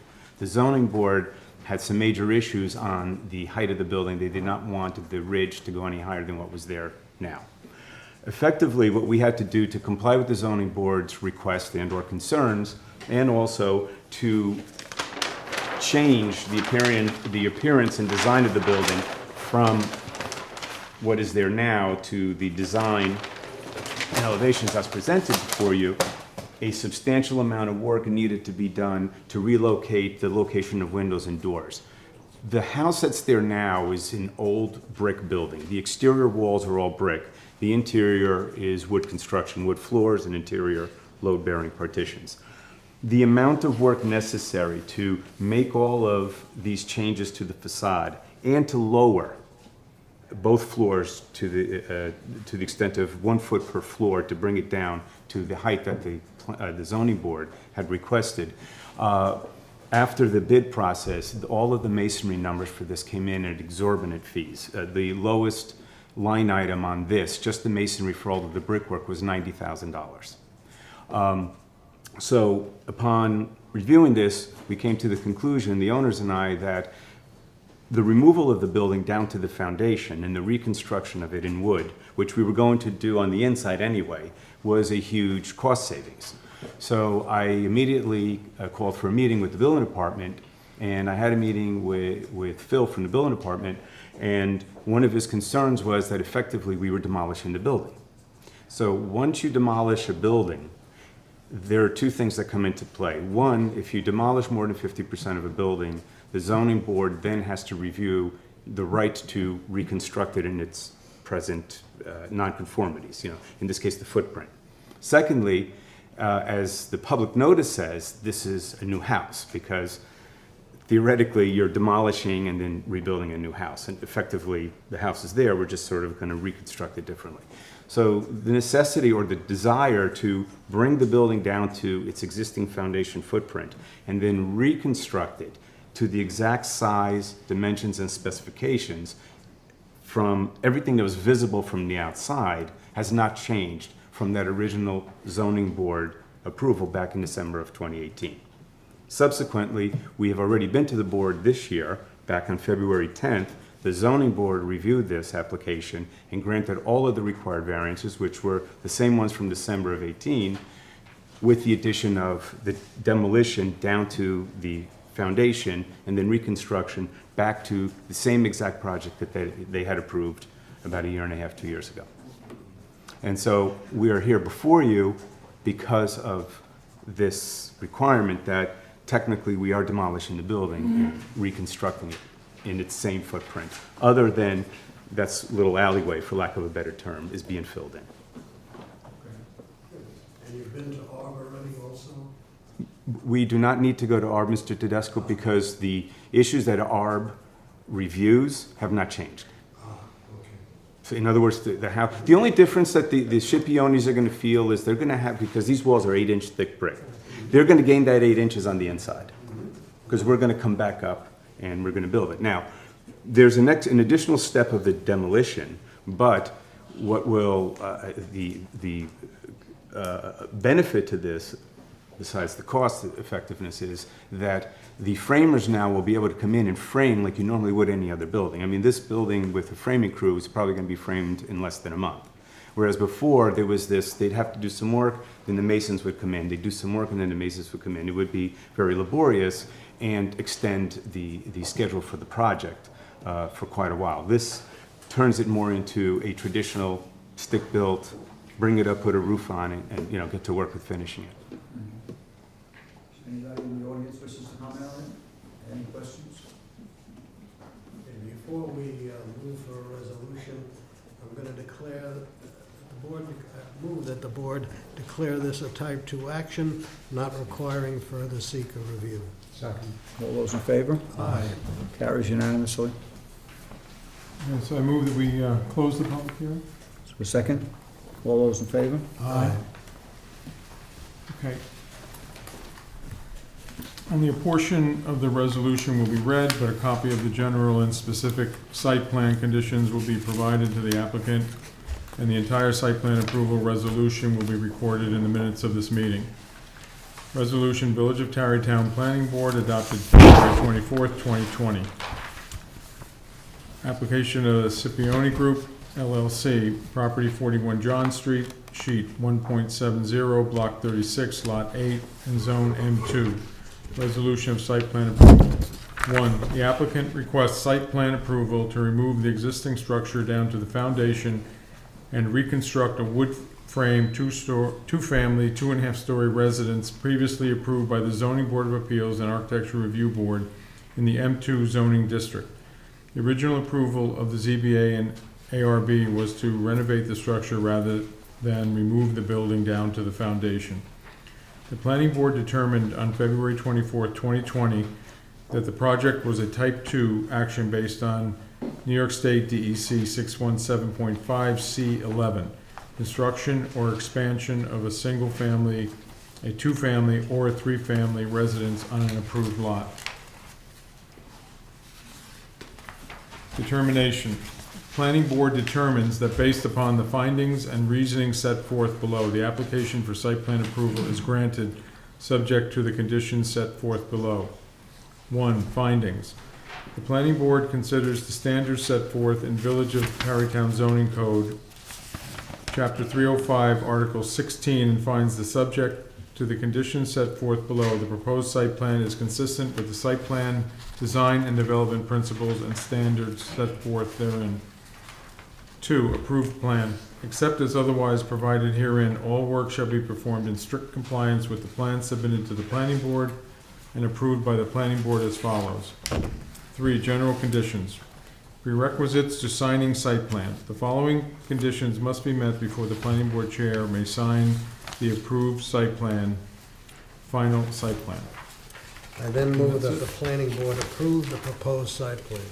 Second. All those in favor? Aye. Carries unanimously.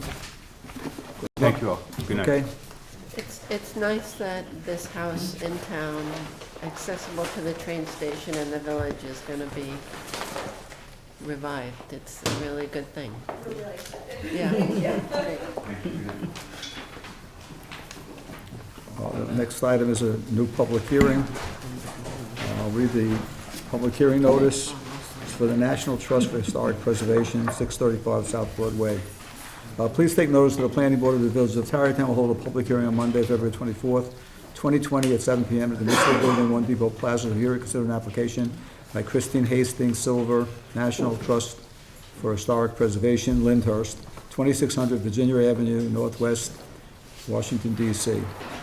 For site plan approval to perform interior renovations and repairs to the pool building, circa 1911, in order to reopen the building for seasonal use and visitation by the public for art exhibits.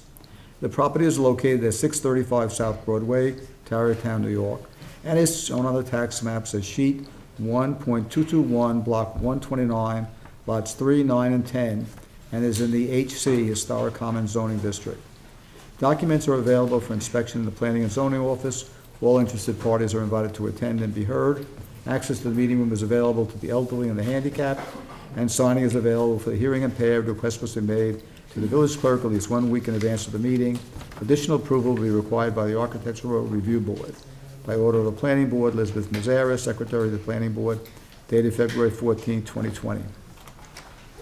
Okay. Good evening, members of the Planning Board. It's my pleasure to be here this evening and to present the project for your consideration. Just a brief recap. What's your name?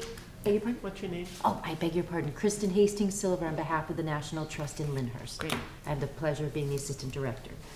And I'm excited to share this project with you. The pool building, for your reference, was built around 1911 for Helen Gould as a recreation space for the family, but it was actually also open 6 days a week to the members of the community, which is kind of exciting. It's sort of a different part of the way that the estate was run under the Gould family.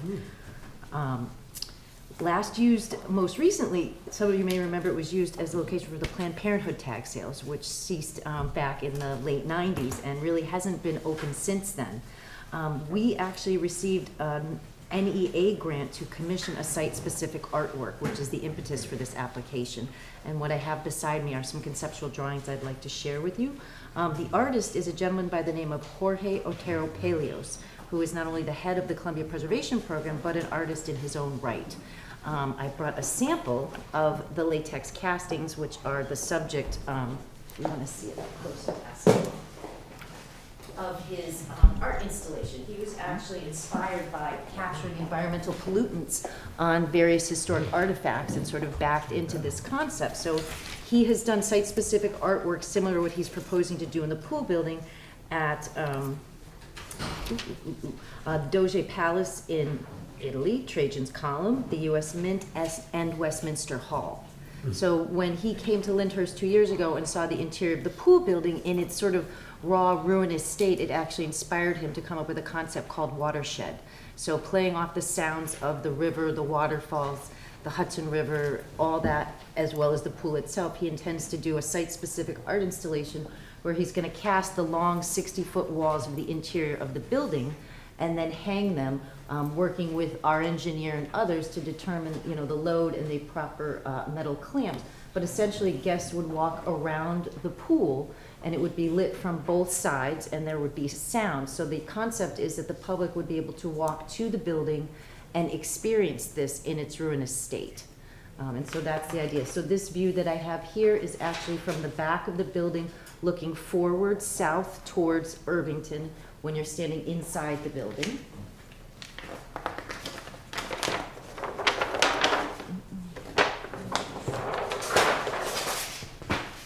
This again is an alternate view, and you'll note that there's a guardrail, and of course all of these parts and pieces I'm working in close cooperation with the village, and step by step we're looking at things together to make sure, because the goal is really not to alter the interior of the building, but to render it safe for the public to visit and to see it in this sort of semi-ruinous state. So again, you'll notice the lighting, and so when the latex is lit from the front and the back, it's actually transparent. It looks sort of like a amber honeycomb, if you will. This is just another view, again, to give you the concept and the idea of it's being suspended from the existing truss work, as well as the lighting and the sound elements, and then the alleyways on either side of the pool. And again, just other views to give you a sense of what it looks like from different perspectives. And then this is just sort of a floor plan without anything in it, showing you the area around the pool. So it is not intended for any visitors to go into the pool whatsoever. And then these are the existing steel beams that were part of the original construction of the building. And so I'd be happy to take any questions you may have. Anybody in the audience wish to say anything? This is going to be open just part of the year?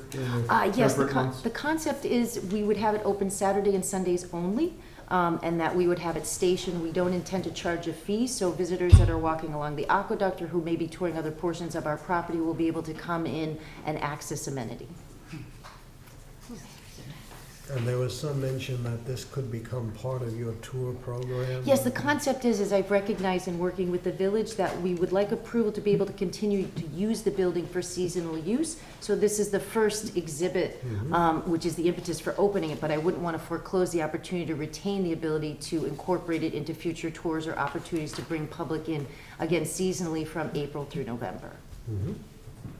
Kristen, are you planning any exterior work? The only exterior work which we'll be talking to ARB is actually just restoring a gravel path that was centered on the doorway. There's just loose gravel, but there's no repointing or other exterior work called for at this time. ADA ramp?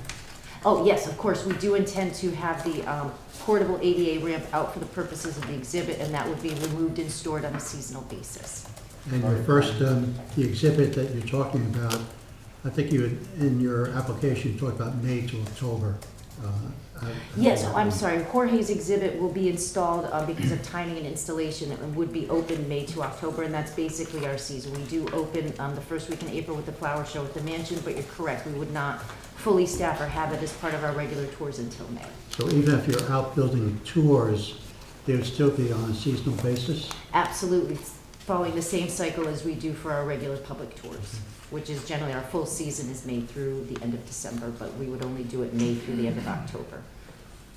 And on the interior, it seems to me you're retaining the historic integrity of the structure. You're not doing anything which really changes the character of it. No, as in the plans that I submitted, we tried to select a very simple lighting that was of the period so that we would have the egress, and then we also worked to have a mechanism by which that could also serve as the emergency lighting so that we didn't have eyeballs all over the walls. Okay. Good, thank you. So we're just trying to minimize the impact and keep it as original as possible. Anyone else? Anyone in the audience? If there's anyone who has a grant that can give a lot more money to this building, it might be really nice. Well, so as a sidebar, it was actually, as I was researching it, we figured out the land that we used to own across the street, the springs fed, and when the pool was used by the family, it was actually pond water, because chlorination had not yet been invented, and Helen actually kept its staff 365 days a year with a lifeguard on duty 24/7.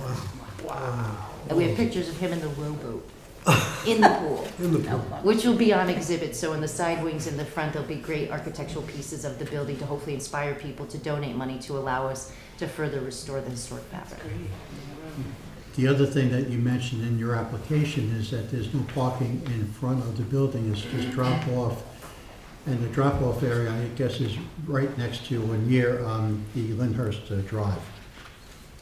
Yes, our concept is much like the way we operate the bowling alley. All visitors would generally go to the Welcome Center, and that's how the paying guests who are taking ticketed tours would go, but we're going to work with the village to talk about temporary sandwich boards that may be along the old Croton Aqueduct, which the building is adjacent to inform people that there's an opportunity to visit. But at no time, because of the nature of the historic sweet gum tree that is actually right in front of the building, do we want cars parking there whatsoever. Okay. Okay, before we get to the resolution, I'm going to move that the board declare this action a type 2 action, not requiring further seeker review. All those in favor? Aye. Carries unanimously. And then I'm going to close the public hearing, unless there's someone who wants to come up and speak. No, yes, all those in favor of closing the public hearing? Aye. All right, carries unanimously. So only a portion of the resolution will be read, but a copy of the general and specific site plan conditions will be provided to the applicant, and the entire site plan approval resolution will be recorded in the minutes of this meeting. This is an application of the National Trust, Lyndhurst, Kristen Hastings Silver, Assistant Director, property at 635 South Broadway, Sheet 1.221, Block 129, Lot 3, and Zone HC. Resolution of site plan approval. The applicant requests site plan approval for the renovation of the historic pool building, Lyndhurst Swim Tank, for seasonal public exhibit use. Seasonal is defined as 6 months or less. The renovations are designed. Are we doing 6 months or less? Because she said April to November in the future. I misspoke. If we can have permission to be able to tour the building from May through October for this specific building, as it has no physical heating plant, that Okay. would be more than fine. Okay, we'll keep it right there. The renovations are designed to reopen the pool building for seasonal use and make the building safe for visitors. The renovation plan will include 1, reinstallation of outdoor seating area, 2, replace and install new entry gates, 3, new railing system at a height of 42 inches will be installed around the pool, and additionally, a temporary handicap accessible ramp will be installed on the exterior of the building to provide ADA access. All uses in the Historic Commons HC District are subject to the issuance of a certificate of appropriateness from the Board of Architectural Review. 2, the Planning Board on February 24th, 2020 determined this to be a Type 2 action under New York State DEC 617.5 C2, the replacement, rehabilitation, or reconstruction of a structure or facility in kind on the same site, including upgrading buildings to meet building, energy, or fire codes, unless such action meets or exceeds any of the thresholds in section 617.4 of this part. Therefore, no further secret review is necessary. Determination. The Planning Board determines that based upon the findings and reasoning set forth below, the application for site plan approval and the waiver for steep slopes disturbance are granted, subject to the conditions set forth below. 1, findings. The Planning Board has considered the standards set forth in the Village of Tarrytown Zoning Code Chapter 305, Article 16, and finds that subject to the conditions set forth below, the proposed site plan is consistent with the site plan design and development principles and standards set forth within. Joan, I think that we can take out the waiver for steep slopes disturbance there because there's no steep slopes in the whole northeastern section. Right? And may I ask just one quick question? I heard a clarification about an entry gate. That's what you said in your application. Okay, no, I was just confused. I'm not making it up, you know? No. Reinstallation of outdoor sitting area and replace and install new entry gates. Okay. Part of your application, Part of your application. you have to add that on there. Thank you, Dan. No, thank Leave you. it? No, I'm grateful. Thank you, guys. I just wanted to make sure I could believe my ears. 2, approved plan, except as, I already said that. Did I say that? Oh, except as otherwise provided herein, all work shall be performed in strict compliance with the plan submitted to the planning board and approved by the planning board. 3, general conditions, prerequisites to signing the site plan. The following conditions must be met before the planning board chair may sign the approved plan, final site plan, and it lists them. And then the only specific conditions are A, the fire safety plan consisting of the fire safety plan drawing A100 dated 10/30 of 2019 and the historic building code report and safety analysis prepared and submitted by Steve Tilley, architect, shall remain part of this site plan resolution and will be maintained on file in the building department. All uses with an occupant load greater than 49 shall need to comply with the fire safety plan and prior approval by the fire chiefs and building department. B, the site plan approves the use of the pool building for seasonal exhibit space. An application for other non-seasonal uses shall need to be submitted to the building department for review. I then move that the planning board approve the proposed site plan. Second. All those in favor? Aye. Carries unanimously. Thank you very much. Good luck. May I?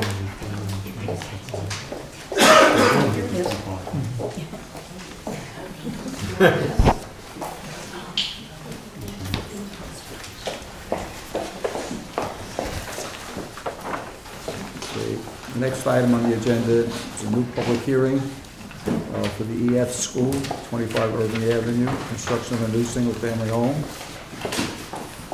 Please take notice that the planning board of the village of Tarrytown will hold a public hearing on Monday, February 24, 2020 at 7 p.m. at the municipal building, 1 Depot Plaza, Tarrytown, New York, to hear and consider an application by Andrea Arakaki, Executive Director, EF School, 100 Marymount Avenue, Tarrytown, New York, for the construction of a new single-family home. The property is located at 25 Irving Avenue and is shown on the tax maps of the village of Tarrytown as sheet 1.80, block 43, lot 1.2, and is located in the R20 zone. I'll dispense with the documents are available as I read it already. Additional review by the zoning board of appeals and the architectural review board is necessary. By order of the planning board, visited by the secretary of the planning board, dated February 14, 2020. Good evening, my name is Steve Marcassani, I'm the architect for the applicant, EF Schools. We're proposing a new one-family residence at 25 Irving Avenue for the director of the school. There's an existing one-family house there now, which is in disrepair. Two-story. Which would, excuse me? It's a two-story, existing two-story. Yeah, one family I meant. Oh, one family. Yeah, two-story, one family. Yeah, got it. Which is in disrepair, and we're going to demolish that house. The proposed new residence is approximately 400 square feet larger than the existing house. The impervious surface of the existing house and drive was 2,285 square feet, and the proposed new house and drive is 2,452 square feet for an addition of 167 square feet. So we're trying to keep the new house in range with the existing house that's there. We also trying to site the house, so we'll do minimal grading to the lot. Basically, it's just for the entrance to the driveway into the house, we'll be regrading. The existing lot will stay as it is.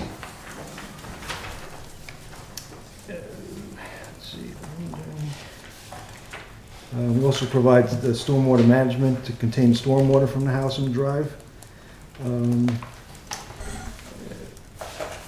it's a legally non-conforming lot right now, and we have to go to get a couple of variances, and we're on the March meeting for the zoning board.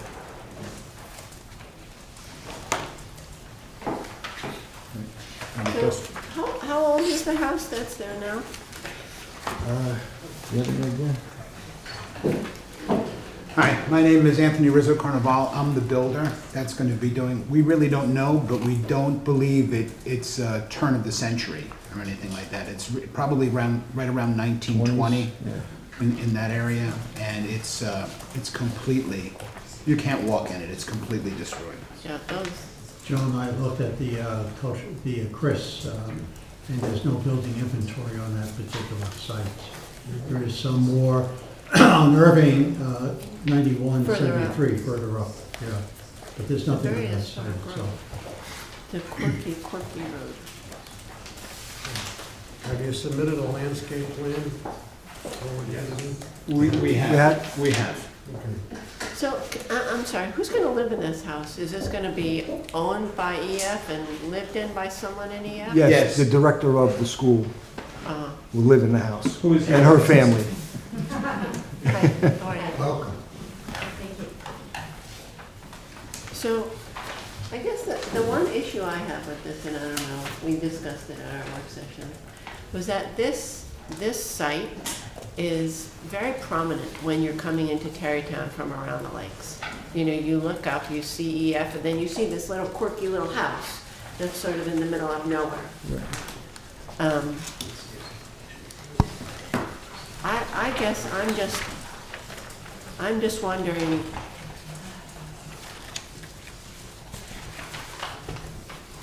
I'm wondering how this one's gonna sort of set there, and, you know, we're all used to this one. Right. Well, it's kind of, it's basically in the same location, but to the right more, so we can meet more of the zoning requirements, to minimize the number of variances we have to get.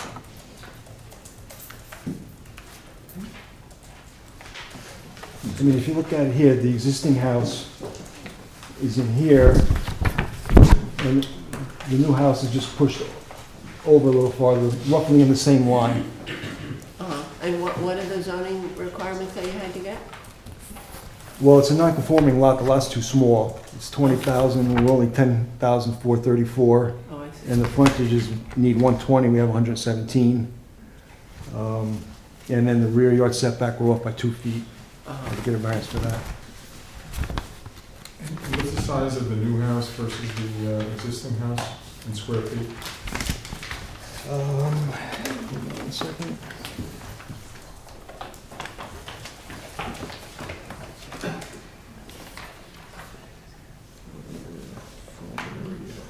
The existing house was 1,450 square feet and 2 stories. The new house is 2,210 square feet and 2 stories. 400 square feet footprint, difference larger. So this house is gonna face, It's facing the same as the existing house, which is, which is towards the school. it's gonna face toward the school, so the entry is gonna be toward the school. So we're gonna see, as we're coming up from the lakes, we're gonna see the back of the house? Correct. Is there gonna be a little porch? Yes, there'll be a porch. There will be a porch, but it's not drawn here. Oh, Did I see it? Currently, you come in from the front, there's a driveway from Irving to the house. And there's so many drawings here that are. There we go, there's the porch. There's a porch in the front and a deck in the back. I don't know. I'll go from yours. Okay, just give me 1 second. You carry on. Well, does anybody in the audience wish to speak to this application? No? Anybody in the staff have any comments? Following up on what Joan said in terms of this entranceway from the lake area, the landscaping will help in that regard in terms of what people see around the house. And Right. we should ask our landscape architect to make sure that that landscape is aesthetically pleasing. I'm just gonna ask you this. So since, I understand why you cited the housing, why you've continued this so the house faces the community for which you're directing, the EF community. But it really turns its back on the community of Tarrytown, on the lakes, on the rest of the neighborhood. And I'm wondering, is there something you can do to the back of the house? Put another porch or something on the back of the house to address those issues so that it doesn't feel like, we're looking at, your back end. You really need a two-sided house here. You need a Right. face on both sides. Maybe one is a formal face and one is an informal face or something like that. But in order for this house to address both the community and the community in which it sits and the community around which it sits, it really needs sort of these two faces. Right now, we have a deck in the back of the house. I see a little deck. And we can do some, like maybe a little trellis around the deck and maybe something over the top of it to give it a little. Pergola or something? Yeah, a little pergola or something over the top of it to sort of dress it up. But the reason we position the house that way and not so much, as you're kind of suggesting, more toward the road. No, So- I'm not saying change it. I'm just saying maybe add Dress up the something back, like you're right. talking about. Maybe another porch on the back where, that is an unbelievable view. And Watch, that's the reason, because, So in other words, can you make the back look like the front and the front look like the back? A little bit longer, yes. we can Can certainly, you be two-faced? we can certainly embellish the back a little bit, for Yeah, sure. so when you come back next month, because you have to come back, could you maybe show us something that Sure. addresses those issues? Absolutely.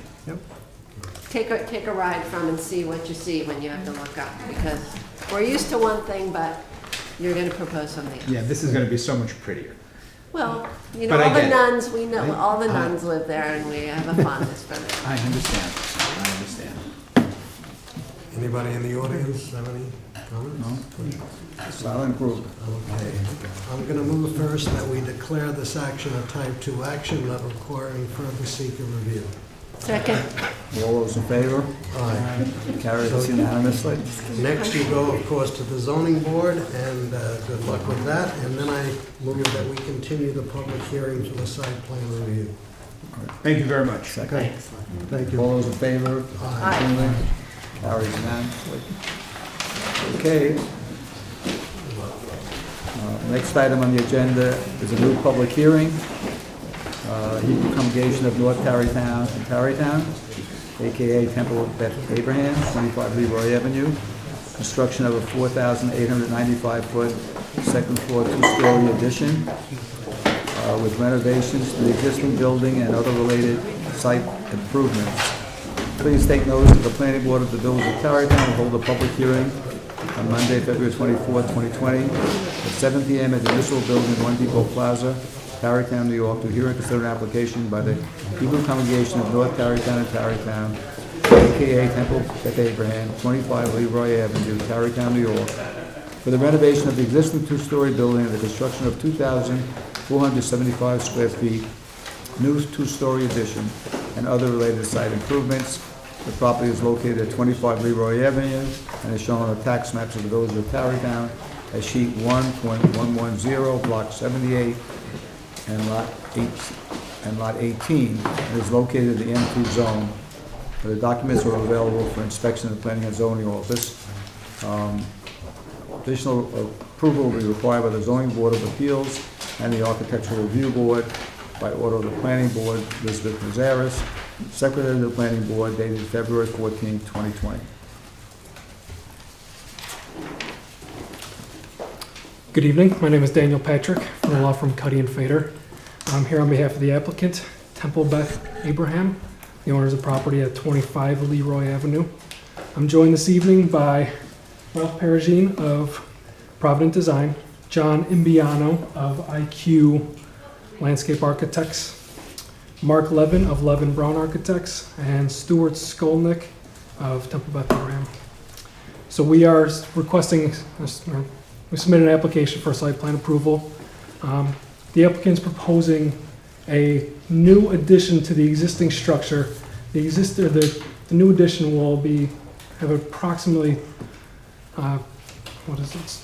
2,475 square foot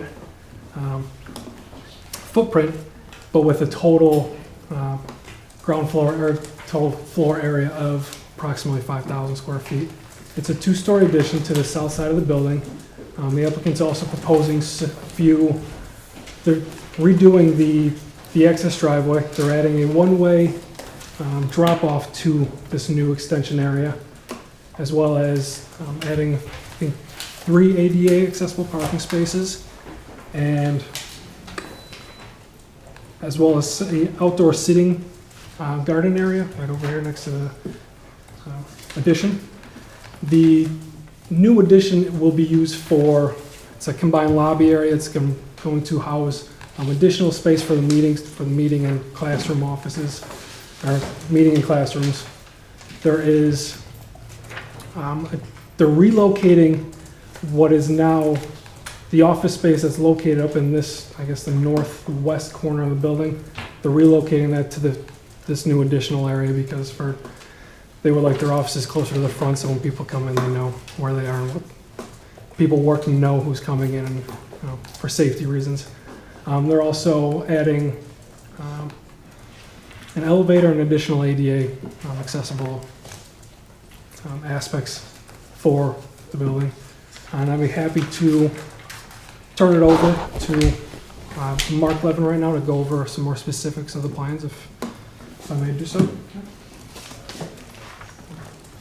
Thank you. My name is Mark Levin from Levin Brown Architects.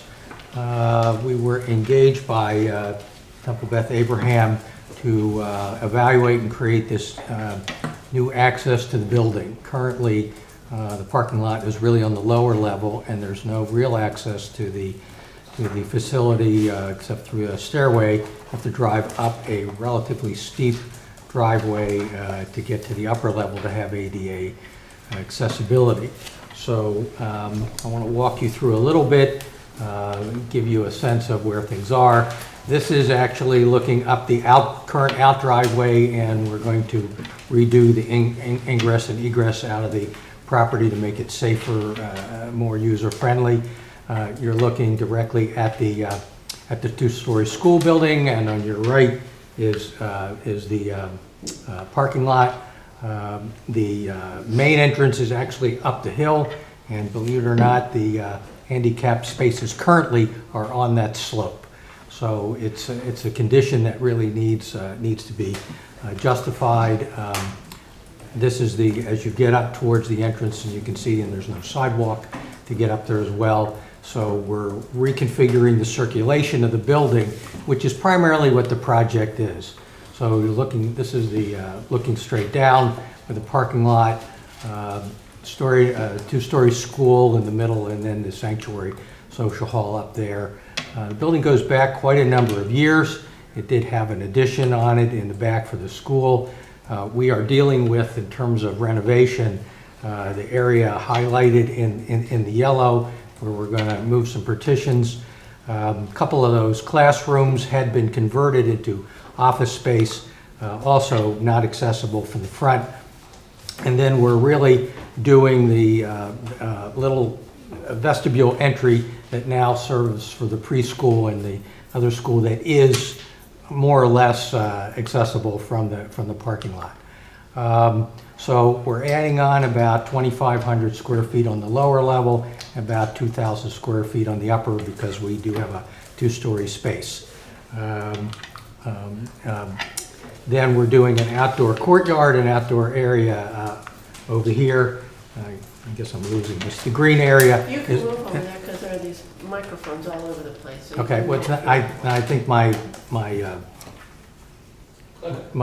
clicker doesn't, the pointer doesn't work on your screen, I guess.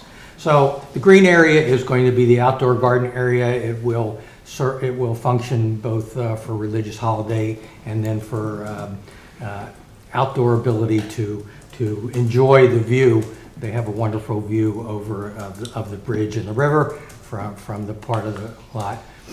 So this is as we're coming in, and so we're doing this drop-off over here to help with circulation. It's going to provide some cover. It's going to help with preschool drop-off, because there's a preschool there functioning. And there are a couple of things that we need to do today that we never used to do.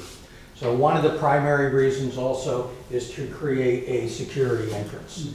And this is a way in, and it's a large vestibule with basically a trap. So you can get in the first door, you can't get into the second door until you've been screened again.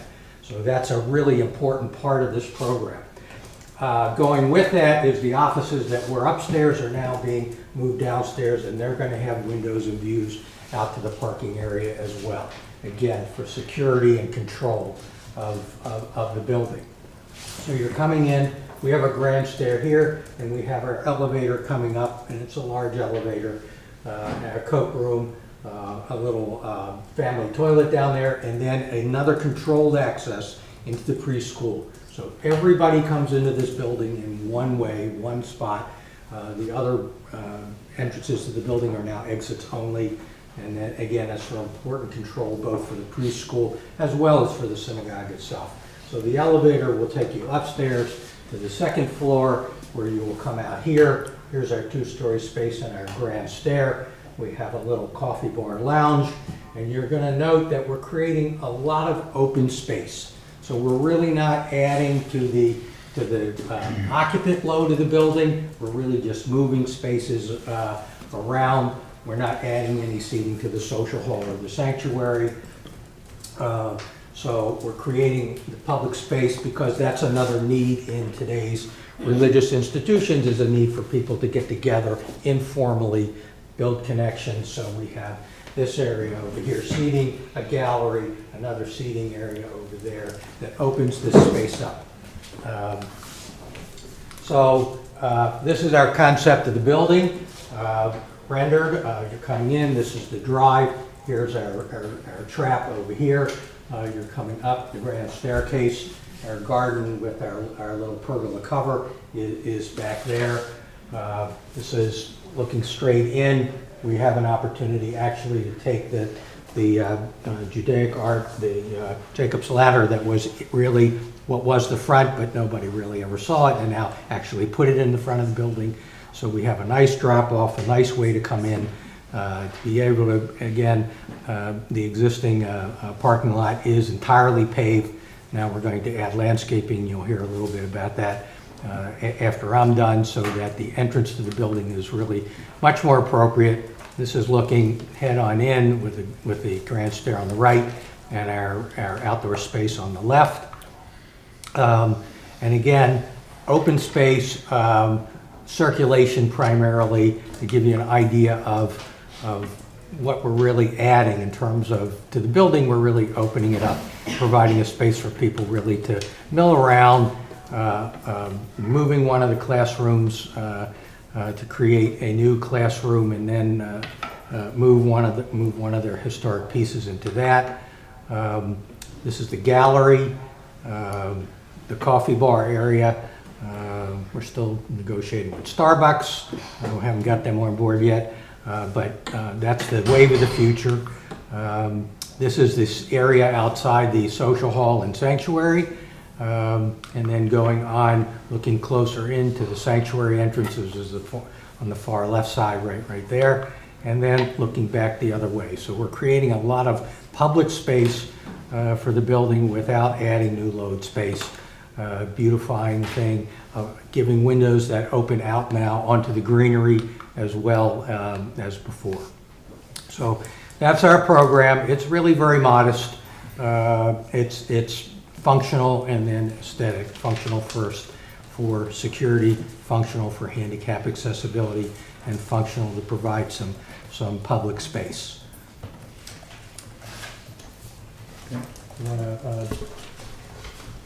We want to hear about the site and follow up on that, and then landscaping. Good evening. My name is Ralph Perugine. I'm with Provident Design Engineering. I'm the senior project manager and responsible for the design of this particular facility, the exterior parking lot. Most of the parking lot improvements that we're doing here are more to make it more functional than it really has been in the past. Right now, the parking lot is somewhat substandard on width. It doesn't meet the minimum requirements for driving aisles and for parking stalls. So what we've done is just reconfigured with some slight modifications to the overall to provide those minimum standards. And what we've done is we've kept the one-way circulation. We're going to come in, circle around, and as Mark had said, you have the drop-off area here where people can go here and then go back out, or just go back out to the Leroy Avenue. In addition, what we've done is provided a little bit of a U-turn area here in case somebody decides that they want to try parking here. They can loop back to the parking without having to go onto the street, so that they can find a parking space within the site. While you're discussing parking, let me mention just one item. You have two variances you're going to need. One of them is a very small one for impervious surface, but parking variance seems to be rather huge. According to the code, you need about 45 parking spaces and you're providing 6, which leaves a variance of 39 spaces. Have you looked at that and other ways of addressing that parking disparity? Well, I believe the code is based on 1 per 1,000, but that looks at it as if it's occupied sanctuary space, I believe. And this new addition really is not. As Mark noted, it's mostly office and open areas. So when you look at it from that perspective, if you look at it from like office space perspective, it doesn't need those particular. Dan, do you have any comments about that? Regardless of how you use it, in any space, you have to comply with the parking requirements of what the code says. So even though it's office space, I know you may or may not use it simultaneously, you need to provide that amount of parking. That's why they're here they're gonna be in front of the zoning board for a variance. Since we're on that note of parking, I'd like to ask the question is, you showed on your plan, and we did some research in our titles and so on, there is a paper street that runs through your lot there, that you actually have, 6 or 7 spots that are parked on what's called village land or paper space. Do you know where that's come from? Because that's gonna be, this board can't approve that without resolving that matter. So that paper street is on a filed map, but there was no deed or documentation that we know of that dedicated and turned that property over to the Village of Tarrytown that we're aware of. We're going to have to do more additional research with the title company to get more data on that. But we haven't found anything in the deeds. The deed itself defines the entire property as a whole and ignores this paper street that's going through it. So although the file map does show it going through, so it's kind of an ambiguous situation here. But before your purchase, that's always shown up as a paper street, or actually it has a meets and bounds. I understand of the description. But if it hasn't been dedicated and if the land's still owned by, then that's something that to be determined, as I'm saying. If the land is still owned by the synagogue, then the paper street is nothing more than a paper, and it's not been dedicated. So it becomes a question, a legal question, which I would defer to Dan for that, for any further information. So I don't know if we need to address it tonight, but that's something we're gonna have to. And again, work out we're here gonna have for to this. do some research, and we'll have to get a title report, right then? Correct. Yeah, to further clarify that, and if the title report doesn't show, we'll have to see what it shows. We just don't know.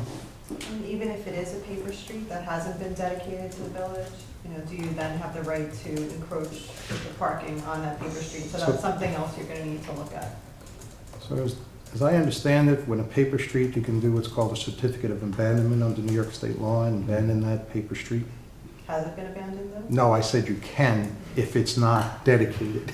So again, to be determined. Short answer is we're looking into it. We're going to hopefully provide more information once we have a better chance to look into it. So, what I did wanted to point out, though, is we do have those parking spaces in there, but they have always been there. There's been that possession of parking in that area historically. And what we've actually done in this corner is we've actually removed some of that space, that asphalt area in there, because of the setback to the property line to meet that requirement. So we're actually reducing the amount of encroachment into the paper street. The other thing that we also need to get addressed, as far as the parking requirements, aside from the sanctuary, the school, there's also a residential unit within that space, so that will need to be addressed. Yeah, there is goes back to the original building. And today would be non-conforming, it wasn't at the time. It was for the custodian. It's currently being occupied by the temple custodian. So it's an internal situation. It's off to the very corner of the school building, and it's fire separated from the rest of Right, the but building. we're gonna have to see that there's appropriate permits filed for that. Again, I'm not saying it is legal or not. It needs to be verified that it's a permitted use, and that would have to go towards your parking count also. Okay. I can turn it over to the landscape architect if there's no more questions related to site work. Just a pet peeve of mine. So you have a lot of children, a lot of elderly walking in the parking lot, but people in a parking lot like this, and in most parking lots, granted, in the world, you have to walk in back of the cars in order to get to your car, which means cars back into you or you walk.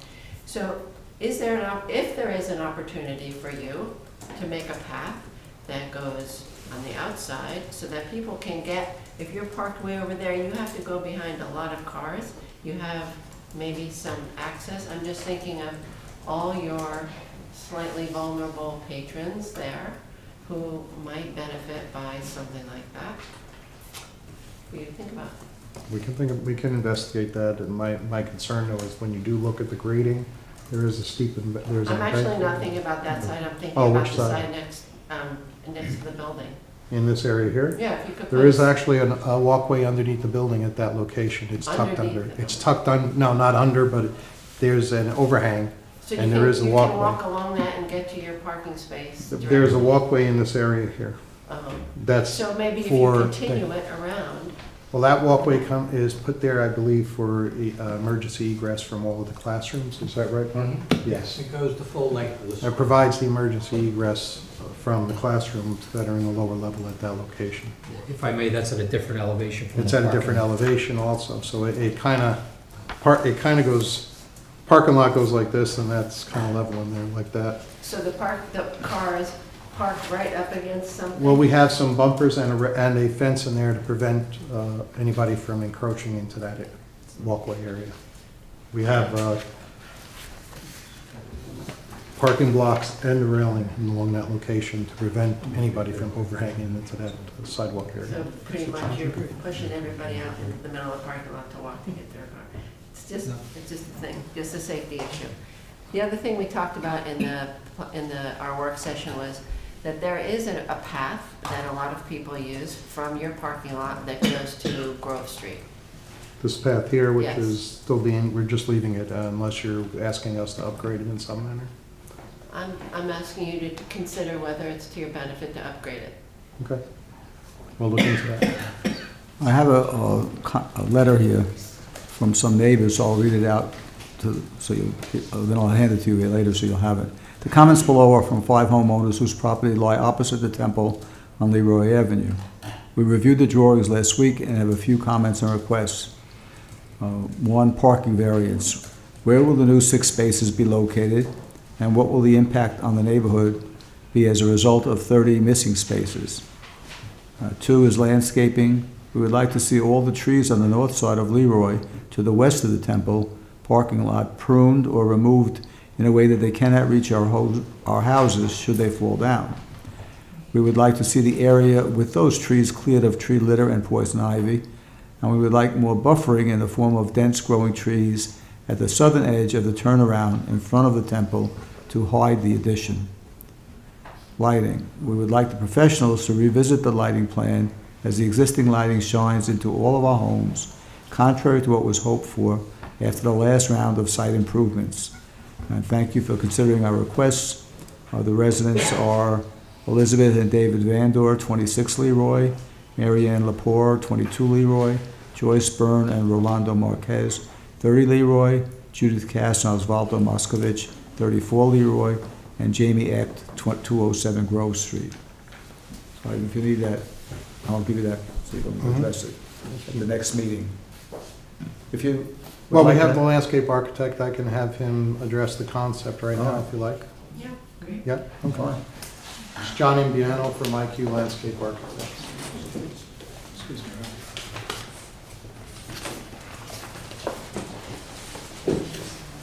Good evening. Pleasure to be here tonight. As Mark and Ralph mentioned, the parking lot, I think will be vastly improved. Right now, there is no vegetation growing within the parking lot, and we're adding islands.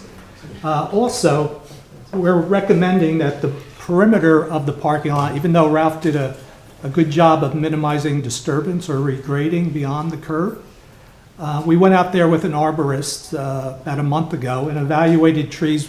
I think your code says within 50 feet of limit of disturbance. So we took that literally as the perimeter of the parking lot and inventoried everything within that 50 feet. And if you go out there, you'll see that most of the trees that exist are Norway maples, which are very invasive. We evaluated them. We put that into a matrix that you can take a look at. So what we're suggesting is that there actually be cleared within 10 feet of the curb line, because there will be some curbing or curb walls installed. Small retaining curb wall. Is that will allow us to recreate a buffer that doesn't exist there today. Again, most of the trees there, and we think the village and your consultants will look at that favorably, that we're removing them and not hold it against the client here, that it's our recommendation to do that. And then we're proposing that a mix, as one of the previous applicants suggested, a mix of deciduous trees, native oaks, native maples, deciduous flowering trees, amelanchier and redbuds, evergreens. We're fans of Norway spruce, but it's not native, obviously, so we're suggesting white spruce be planted. And around the turnaround, because there will be some disturbance, certainly with the addition, is that there be the serviceberry and a native river birch inside that courtyard that Mark referred to. And in addition to that, there's very little lawn areas in the islands themselves. We're using native perennials. And then as feature areas in the feature island, the courtyard and the flagpole circle, there'll be, again, native perennials that we think everybody would appreciate, particularly the children, pollinators. And then because some of the existing shrubs, which are very overgrown, I'm surprised the deer hasn't had a feast with them, we're replacing with native shrubs such as inkberry and flowering viburnum. Any Thank thoughts about the path? The path? The path that goes to Grove? We will work on that together. work on that. And of course, with Mark. Thank you. Mr. Chairman. One comment. You opened up and you had all the views into around the property and whatever. The current view from Leroy looks a little bit like an old-fashioned parking lot and whatever. It'd be nice to get a rendering for the board to see what your proposal is from the view into the site from Leroy itself. We do actually, as part of the application, require a street view. So if it could be a drawing, it could be a rendering, it could be whatever you want it to be, as long as it's accurate. Thank you. Okay. Any other questions from the audience or comments?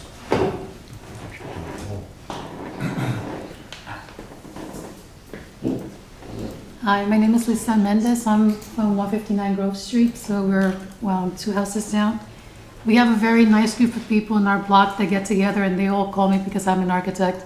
Like, what's going on? Can you go to the meeting? So I'm here representing a couple of people in my block. And the first thing I want to say is that the Temple Beth Abraham is the best neighbor that we have, so we're extremely happy for them. We're happy for for you guys to get in addition to your work. But we do have some concerns, obviously. I think you addressed a lot of them in your presentation. We were wondering if it was 2,400 square feet total or footprint, but we understand it's 5,000 square feet total. So I divided up my questions into design planning, construction, and post-occupancy. So I think I can go through some of them, and some of them may be things that I should be presenting at the design review and not necessarily here. So you tell me which ones you're not going to address. So we're very happy that you put it on the south side. Obviously, it's a great location. You're working with the site, so it's a perfect siting. In terms of construction, we were wondering, will you be requiring Grove Street to bring in any of the construction equipment, or will everything be coming up Leroy Avenue?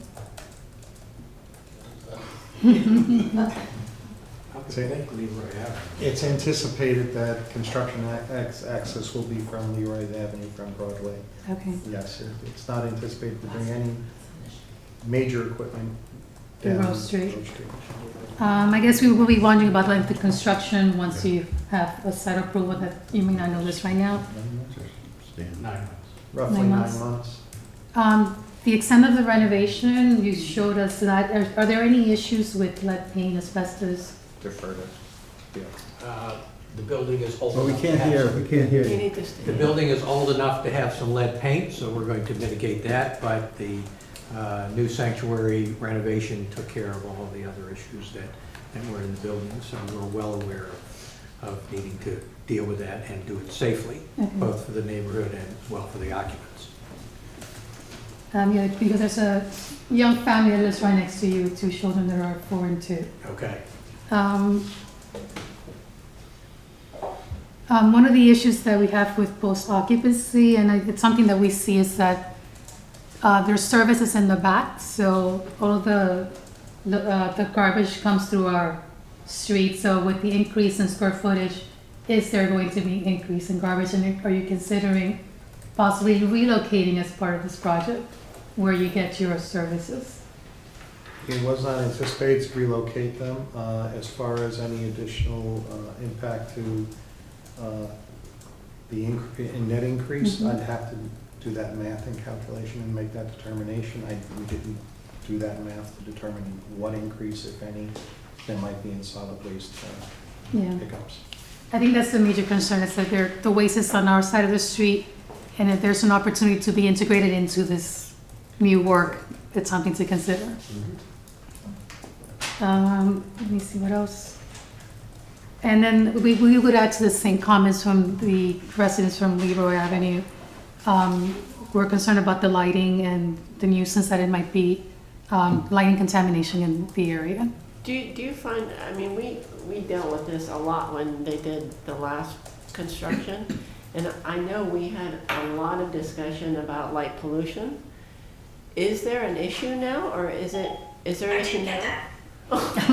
See, we didn't get that. There is some issue. I don't think it's very bothersome to a lot of us, but like I'm sitting in my living room and I see the lights coming into my, but that's because the house 161 steps back, and so we have a straight view into the parking area, and we only see it in the winter. But is the light going horizontal at you, or it's supposed to have I remember it's supposed to have a cap and it's redirected down, yeah.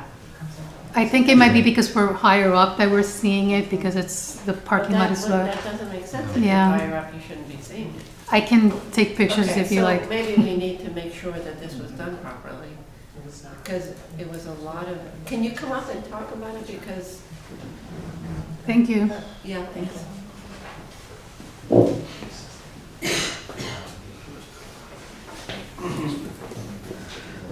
I mean, maybe we should bring up the conditions of the last resolution and see what that was all about. Hi. My name is Elizabeth Vandor. I'm one of the signatories on the letter that you read into the record shortly before. And 2 of my neighbors, Marianne Lepore and Judith Cass, are here as well. Since you've asked the question about the lighting, all of us have found, and there's another home. And you live directly across the street? Yes, we're the sort of 4 houses on Leroy directly across from the site. And apparently, all of us have some amount of light coming into our homes. So it would, it would be helpful if that was revisited. The parking questions that we had, I suspect will be responded to at the zoning board. Is that right? That comes next? Okay, so I won't spend any time discussing that. The landscaping is probably our biggest issue. I had looked at the site plan drawings in the office, and it's actually this area in dark green where I think nothing is actually proposed. No, there's a dense wooded area. This, They're saying that the existing, Yeah. this dark, I don't think you have anything. No, we don't. Okay. There's very little room, excuse me. It starts to slope down. You'd have to. Okay. So what our issues are, most of these are very old, scraggly trees that are constantly dropping branches, and occasionally whole trees fall over. And Leroy is pretty narrow along that stretch, and some of these trees could in fact reach our properties. We'd like some consideration given to either pruning for height or removing some of the dead trees in this area for safety reasons. It's also filled with quite a bit of poison ivy and general tree litter as well. So it's really a safety concern more than an aesthetic concern. And we also asked if at the top of, because this is a raised ridge, if there could be some denser tree types planted there to sort of shield us from the new addition. Otherwise, we'd have the new addition. Yeah, I mean, we don't have I'll speak for myself. I don't think any of us have an objection to the addition per se, but there was some concern about the effects of lighting or other issues. So Well, the effects of lighting, that's one issue, but to mask the addition, I don't think we can ask them to do that. Well, it won't affect. It wouldn't affect the view here. It would only affect the view. It's not just the addition, there's like a little exterior area that they're talking about. So there's like a patio area that the people standing there, you can visually see them from across the street. So yes, we'll include that in the landscape. So review. that'll, also when they do the street landscape. So maybe it should be a photo simulation or something, so we can see what's really going on. So those were our primary concerns. Mr. Chairman, I would just like to note that while the parking variances will come before the zoning board, this board, as part of SECRA, will have to look at the parking issues also. So it's not exclusively going to be considered by the zoning board. So just to respond to a couple of the items, I know the pathway, we're going to look into that and see if we can upgrade it. Second of all, the parking lot lighting. My client and the architect have said that we would revisit that and take a look at it and make sure that it meets the downlighting standards and has house side shields and all that to prevent light pollution outside of the property.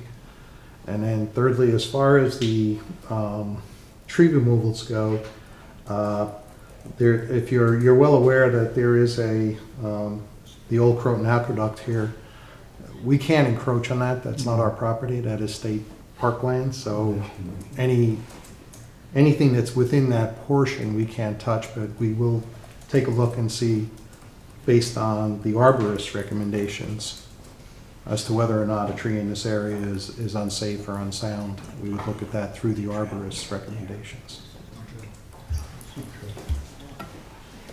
Yes. I'm not sure. You have to go up again. Just to respond to what you're saying, I just want to make sure that they're looking at the service area in the back and how are they going to deal with the garbage area with this addition. That shouldn't fall through the cracks. Any other comments? All right. Okay, To continue. I'm going to do several things. First of all, I'm going to move to declare that the proposed action is an unlisted action and the intent of the planning board to be lead agency. with proper notification of intent, NOI, sent by staff to all involved agencies, including the Westchester County Planning Department under GML, General Municipal Law, the New York State DOT, and SHPO because of the proximity, as was mentioned here just a second ago, to the old Croton Aqueduct. All those in favor? Aye. Carries Also, unanimously. I'm going to make a second motion that given that this is a rather extensive project, that I would ask the board to move to set a starting escrow of $10,000. Second. All those in favor? Aye. And then I would move that we continue the public hearing. Second. All those in favor? Aye. Carries unanimously. Okay. Next item on the agenda is a preliminary presentation, World Partners, 62 Main Street. Development of an affordable mixed-income senior multifamily building, and referred by the Board of Trustees for the review and recommendation of a zoning petition to create a senior community floating overlay district to allow this use.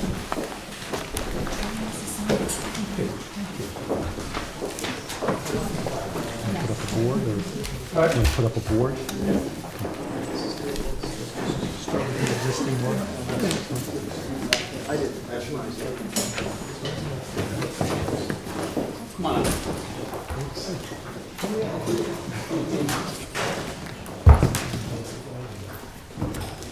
All set? Yep.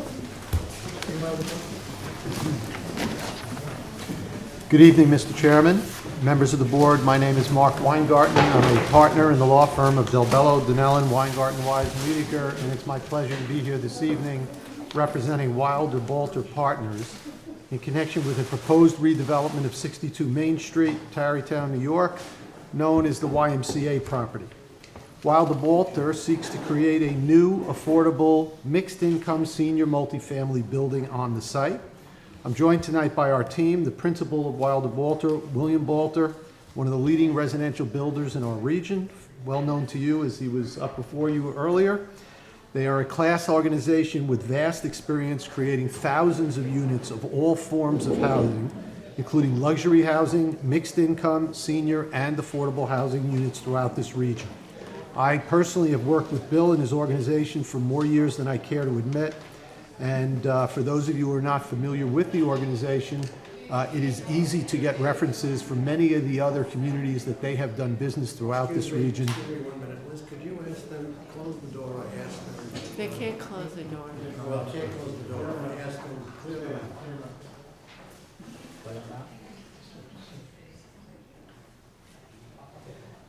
Thank you, I just wanted to make sure that we. Thank you. Clearly. Should I wait for Dan? Yeah. It's all right. Keep going. This was his chance to leave, I get it. In any event, I would encourage any of you, if you're interested, we can put you in touch with other municipalities that this organization has done business with, and they have a great reputation. I'm also joined by our traffic consultant, John Canley from Kinley Horn, and my partner, Diane Bunis-Cole. Simply stated, with respect to this project, the YMCA is required to relocate its operations. Unfortunately, many of the Ys in this region, and yours included, have become economically unsustainable, particularly those which contain housing units. We are currently working, our firm, on a project in White Plains with virtually identical circumstances where the Y is required to leave and a multifamily building is coming in its place. The good news is that these Ys do have equity locked up in their real estate that they own and are able to sell their properties and receive the dollars necessary to carry on their missions, very important missions at that. Here, consistent with the mission of the Y, not only will they relocate and continue to give services to your community, they will also be replaced by a multifamily building which will not only provide much needed affordable housing for your community and the surrounding area, but will also continue to provide shelter for the Y's current residents, which is very important to the Y in coming forward with this, and you'll hear more about that in a moment from Mr. Balter. In sum, the property is 1.12 acres. It's currently zoned RR, or restricted retail. on the Main Street side and M1.5 on the balance of the site. We seek to rezone the RR portion to M1.5, making the entire parcel consistent M1.5, and then map the new senior community floating overlay district to the site. The project itself is to demolish the existing 4-story building, except for the facade on Main Street and a portion of the attached building, which we'll show you in a moment. The new building will contain 109 dwelling units, 15 studios, 94 one-bedrooms. The occupants, in accordance with federal law, 80% of those will be 55 and older. The rents will be 40 to 80% AMI, which is a very good mix of incomes and much needed in this community, and will be required from the financing of HCR to remain in place for 50 years. There will also be ample parking provided. Not only will there be 118 below-ground parking spaces for our residents, but there will be in addition 70 parking spaces for municipal and visitors. And that was as part of a discussion with the merchants that was taking place with Mr. Balter when it was asked and suggested what would be amenities required, what would be great for this project, and more parking for the merchants was suggested, and that has been incorporated into the project. Finally, I'll also mention that there are green elements to this. There's solar on the roof, there's green roof. I don't want to steal all of your thunder. Great, But we're very proud of this project, and we think it works very well, and we look forward to working through the process with you. So I'm going to turn it over to Bill to go specifically through the site plan and the floor plans, and then John Canning is here to discuss briefly the traffic issues. Thank you. Wow, Mark did it all for me. I can go home. Thanks for your time again. Appreciate it very much. I'm Bill Balter, president of Wilder Balter Partners. So when I come into a community like Tarrytown, I always say, you know your village way better than I do. So I'm going to, obviously, you know what you're looking at. This is Tarrytown Y. It's basically a 4-story building that was finished in 1912, and it's housed the Y since. And then behind the 4-story building is, depending how you look at it, 2.5, 3-story building. And as Mark said, we are preserving the building on Main Street, the historic facade, and doing an adaptive reuse on that part of the building, and then proposing on the back to demolish that part of the property and build a new building. So to show you what we're talking about, just to give you a sense, in the foreground, this is on the side street. So this is Windle Park Drive. These are the existing single-family houses. This is the 4-story elevation of the existing building. And then sort of and there's a 2-story elevation that you can also see from Main Street. We're leaving that as well. So the original 2-story piece next to the 4-story piece, we're leaving. And you're going to see in the next elevation, I'm going to show you why that's important. What we're trying to do here, and now you're looking straight on from Main Street. Does it help the board if this is brought up so the board can see it, or is that too? Next month, we'll have really colored up, pretty pictures. We're working on the architecture. I didn't want to go too far because we're really here tonight for a sort of simple matter, but I wanted to give you some flavor of where we're heading. So this is the original building. This is that 2-story elevation we're talking about. This is the house that you see from Main Street, and behind it is the house, is our 4-story building. So this has been designed so that we're not dominating the streetscape of Main Street. We're trying to leave Main Street so in the foreground it really looks like it looks now.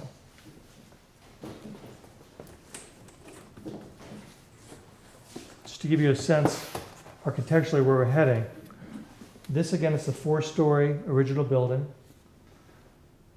This is the new building in the back. Again, this is from Windle Court. You can't see it from this, and you will again see it next month when we provide, we're going to have a bird's eye view from a couple of different locations. But we have a 3-story, the condominium townhouses across the street are basically 3 stories. So what we do is that we have a 3-story building that steps back, so the 4th story is set back to break up the mass of the building.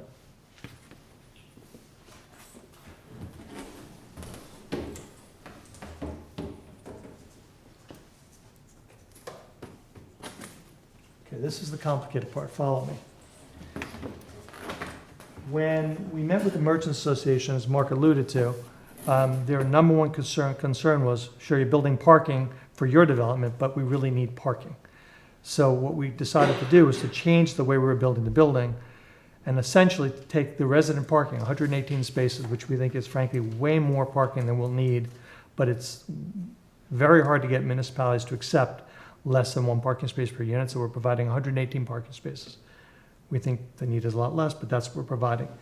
To do that, we're putting it in our basement levels, and then you're gonna see as I take you through the boards, that on the existing municipal parking lot on Washington Avenue, there are lots on either side. On the west side, there's a small lot, it's about 15 spaces, that happens to connect directly to the first level grade of our building. So what we're proposing is to create a 70-car parking lot on grade in our building that connects to the existing parking lot, so it works really well.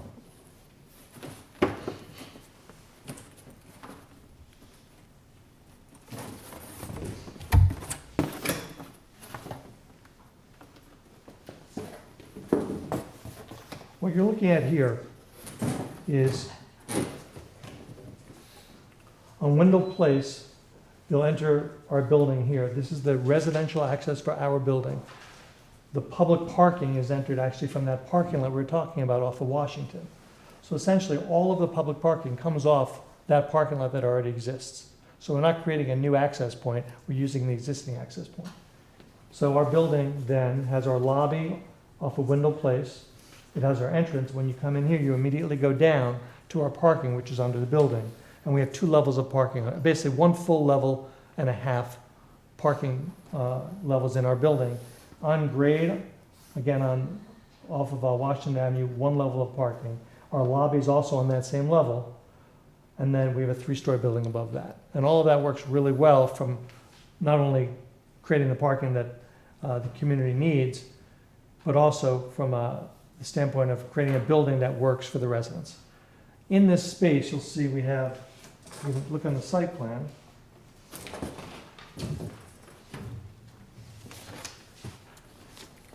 this is just a colored up version of what we just looked at. So this is that parking lot we're talking about connecting to the building. This is Wendell and you're coming down.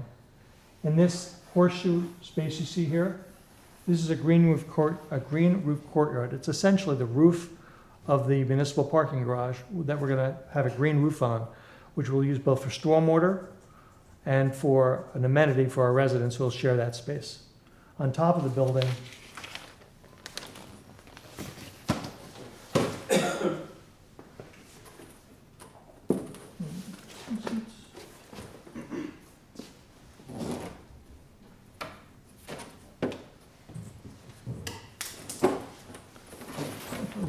this will also give you a good sense of the courtyard. What you're looking at here is the roof of the building. This is the courtyard, that's why you don't see any solar there, but the entire rest of the building will have solar on it. It's a very large solar system. It's going to be more than 200 kW of solar. We're doing this as a LEED Gold building. We've done a lot of LEED buildings. We've done some LEED Platinum and some LEED Gold and LEED Silver. This will be a LEED Gold building. In all likelihood, it'll be a 100% electric building. The only thing if we have any fossil fuels, it'll just be for hot water, but it'll be 100% super high efficiency electric, and much of the electric load will be offset by the on-site solar. So in terms of what we're here for tonight specifically, we're just hoping to start the process by, hopefully your board will declare its intent to be lead agent, and then we'll come back next month, and at that point we'll do a more formal PowerPoint presentation of the pre-existing condition, taking you through our more developed plans. With that, I have any questions, I'm happy to answer. Also, we're going to have John Canning go through the traffic and parking, because we are in anticipation of that being an issue the public is very concerned about. We thought it'd be good to preemptively talk about that. Just go over one quick Sure. number. Parking for the building is how many units? One per unit? We have 109 units and 118 parking spaces. And the village part? 70 more parking spaces. One of the things that I've been thinking about that will work out with the village board at some point is that because we really are quite sure we have way too much parking, especially during the day, possibly doing merchant parking in our lower level that we could provide. The thing about doing parking in the lower level of our building is access control is an issue. But I was thinking, we're doing this in Peekskill actually, where we're creating a key fob system where we're giving a neighbor's property 14 parking spaces in our building with key fobs so they can actually use that parking. Because it's sort of silly to build all this parking, not have it used during the day when there's a real need for parking in the village. So I just want to have John Canning talk a little bit about where we are with the traffic and parking. Thank you, Bill. For the record, John Canning, good to see you all again. We provided a traffic study to you dated February 5th. As you know, the Y has historically been provided accommodation for approximately 45 to 48 residents. And these residents will be moved back into the facility after it's completed. So really, it's a net increase of approximately 65 residents, even though it's a 109-unit building. The Y also has an active daycare program, recreation facilities, including a swimming pool. We did driveway counts at the Y, and in the peak hour, it generated, yes? So your total count of, how many? What's your total? 109 count units. And that includes the guys in the Section 8 housing? I think what you're asking me is 109 units, not plus 48, but including the 48? Yes. Yes. Huh. Yeah. So what we're doing So you basically, definitely don't need more parking? Right. Because we agree with you. Okay. Yes. Understood. I was doing okay. Good comment. That was a softball. Thank you. More like that. Yeah. John, sit down. That's why it's so late. It's so late, she would have been sharper earlier. Some of us are slower. So we did driveway counts, and the Y is quite busy in the evenings when all of their programs are running. We counted over 100 trips going into or out of the driveways. Based on ITE data, the new facility will generate fewer than 30, so it's a reduction of 70%. It'll improve, we did a traffic study, we analyzed traffic operating conditions at either end of Wendell Park, at Franklin and South Washington, and at South Washington and Main. Traffic operating conditions will be improved, most noticeably and significantly on Wendell Park itself, so that's a benefit for the neighbours of Wendell Park. From a parking perspective, we're providing 118 spaces for 109 units, but Bill has built 10 of these things, and based on all of those, none of which are in a downtown where you get the benefits of not having to have a car, parking demand would be about 75 to 80 maximum. 75 if you factor in the downtown component. For as long as I've lived in the area, there's never been enough parking in the downtown, so the 70 new spaces will significantly improve that condition. It'll also actually improve traffic operating conditions because it'll reduce the amount of recirculation through both lots before people give up and go down to the Washington Urban lot. So from a traffic and parking perspective, it doesn't get much better than this. John, one question, John. This floating overlay district could be applied to 5 other eligible sites in the area. Would you think it advisable that an impact study should be done to include those possibilities in this area? In principle, you are right that it will enable the redevelopment of potentially 5 other parcels. Mm-hmm. However, if you look at them, they're all currently developed. One of them is a landmark building, and I somehow don't think that there's anything going to happen there. And the others are quite small. They're 3 of them are under half an acre, so it's kind of hard to get the economies of scale that you would need. So in my opinion, I don't think it's necessary, but that's a decision this board must make. I would agree with Ron and the board that you really need to be able to do. This would take a lot of work because you're right about some of the sites themselves, and they'd be repopulated with senior residents, if anything. But you need to go through that exercise for the CEQA process. So we've done. I want to know how much. I don't want to John, reinvent the wheel. Go ahead, Bill. Sorry. We're gonna, for the next meeting, we'll present what you're asking for, which is essentially yield analysis of the proposed zoning if other properties happen. I think we'll also be very clear about what's already there so the board can sort of weigh the likelihood of what will actually happen. But we'll do that for the next meeting. That's good. That's good. That's it. Okay, good. A couple things I wanted to, Mark said so much, I didn't want to say too much, but there's one thing I really forgot to say. We're incredibly excited about this. The last development we finished was Reader's Digest up in the cupola building that you see off the Sawmill in Chappaqua. And I mean, that was an incredibly exciting development. I've been doing this 30 years. I really try to do developments that solve a problem. I'd love to go take my kids and soon their kids to see developments we did and really be able to say to them, if we didn't do this, this would not have gotten done this way. So Mark said so much that I wanted to I forgot to tell you how excited I am to do this, how we are as a company. We have a lot of people that work for us, but this is a development I'll be personally involved in a lot. It's a great use in a downtown. It solves a lot of problems, and it creates a lot of opportunities.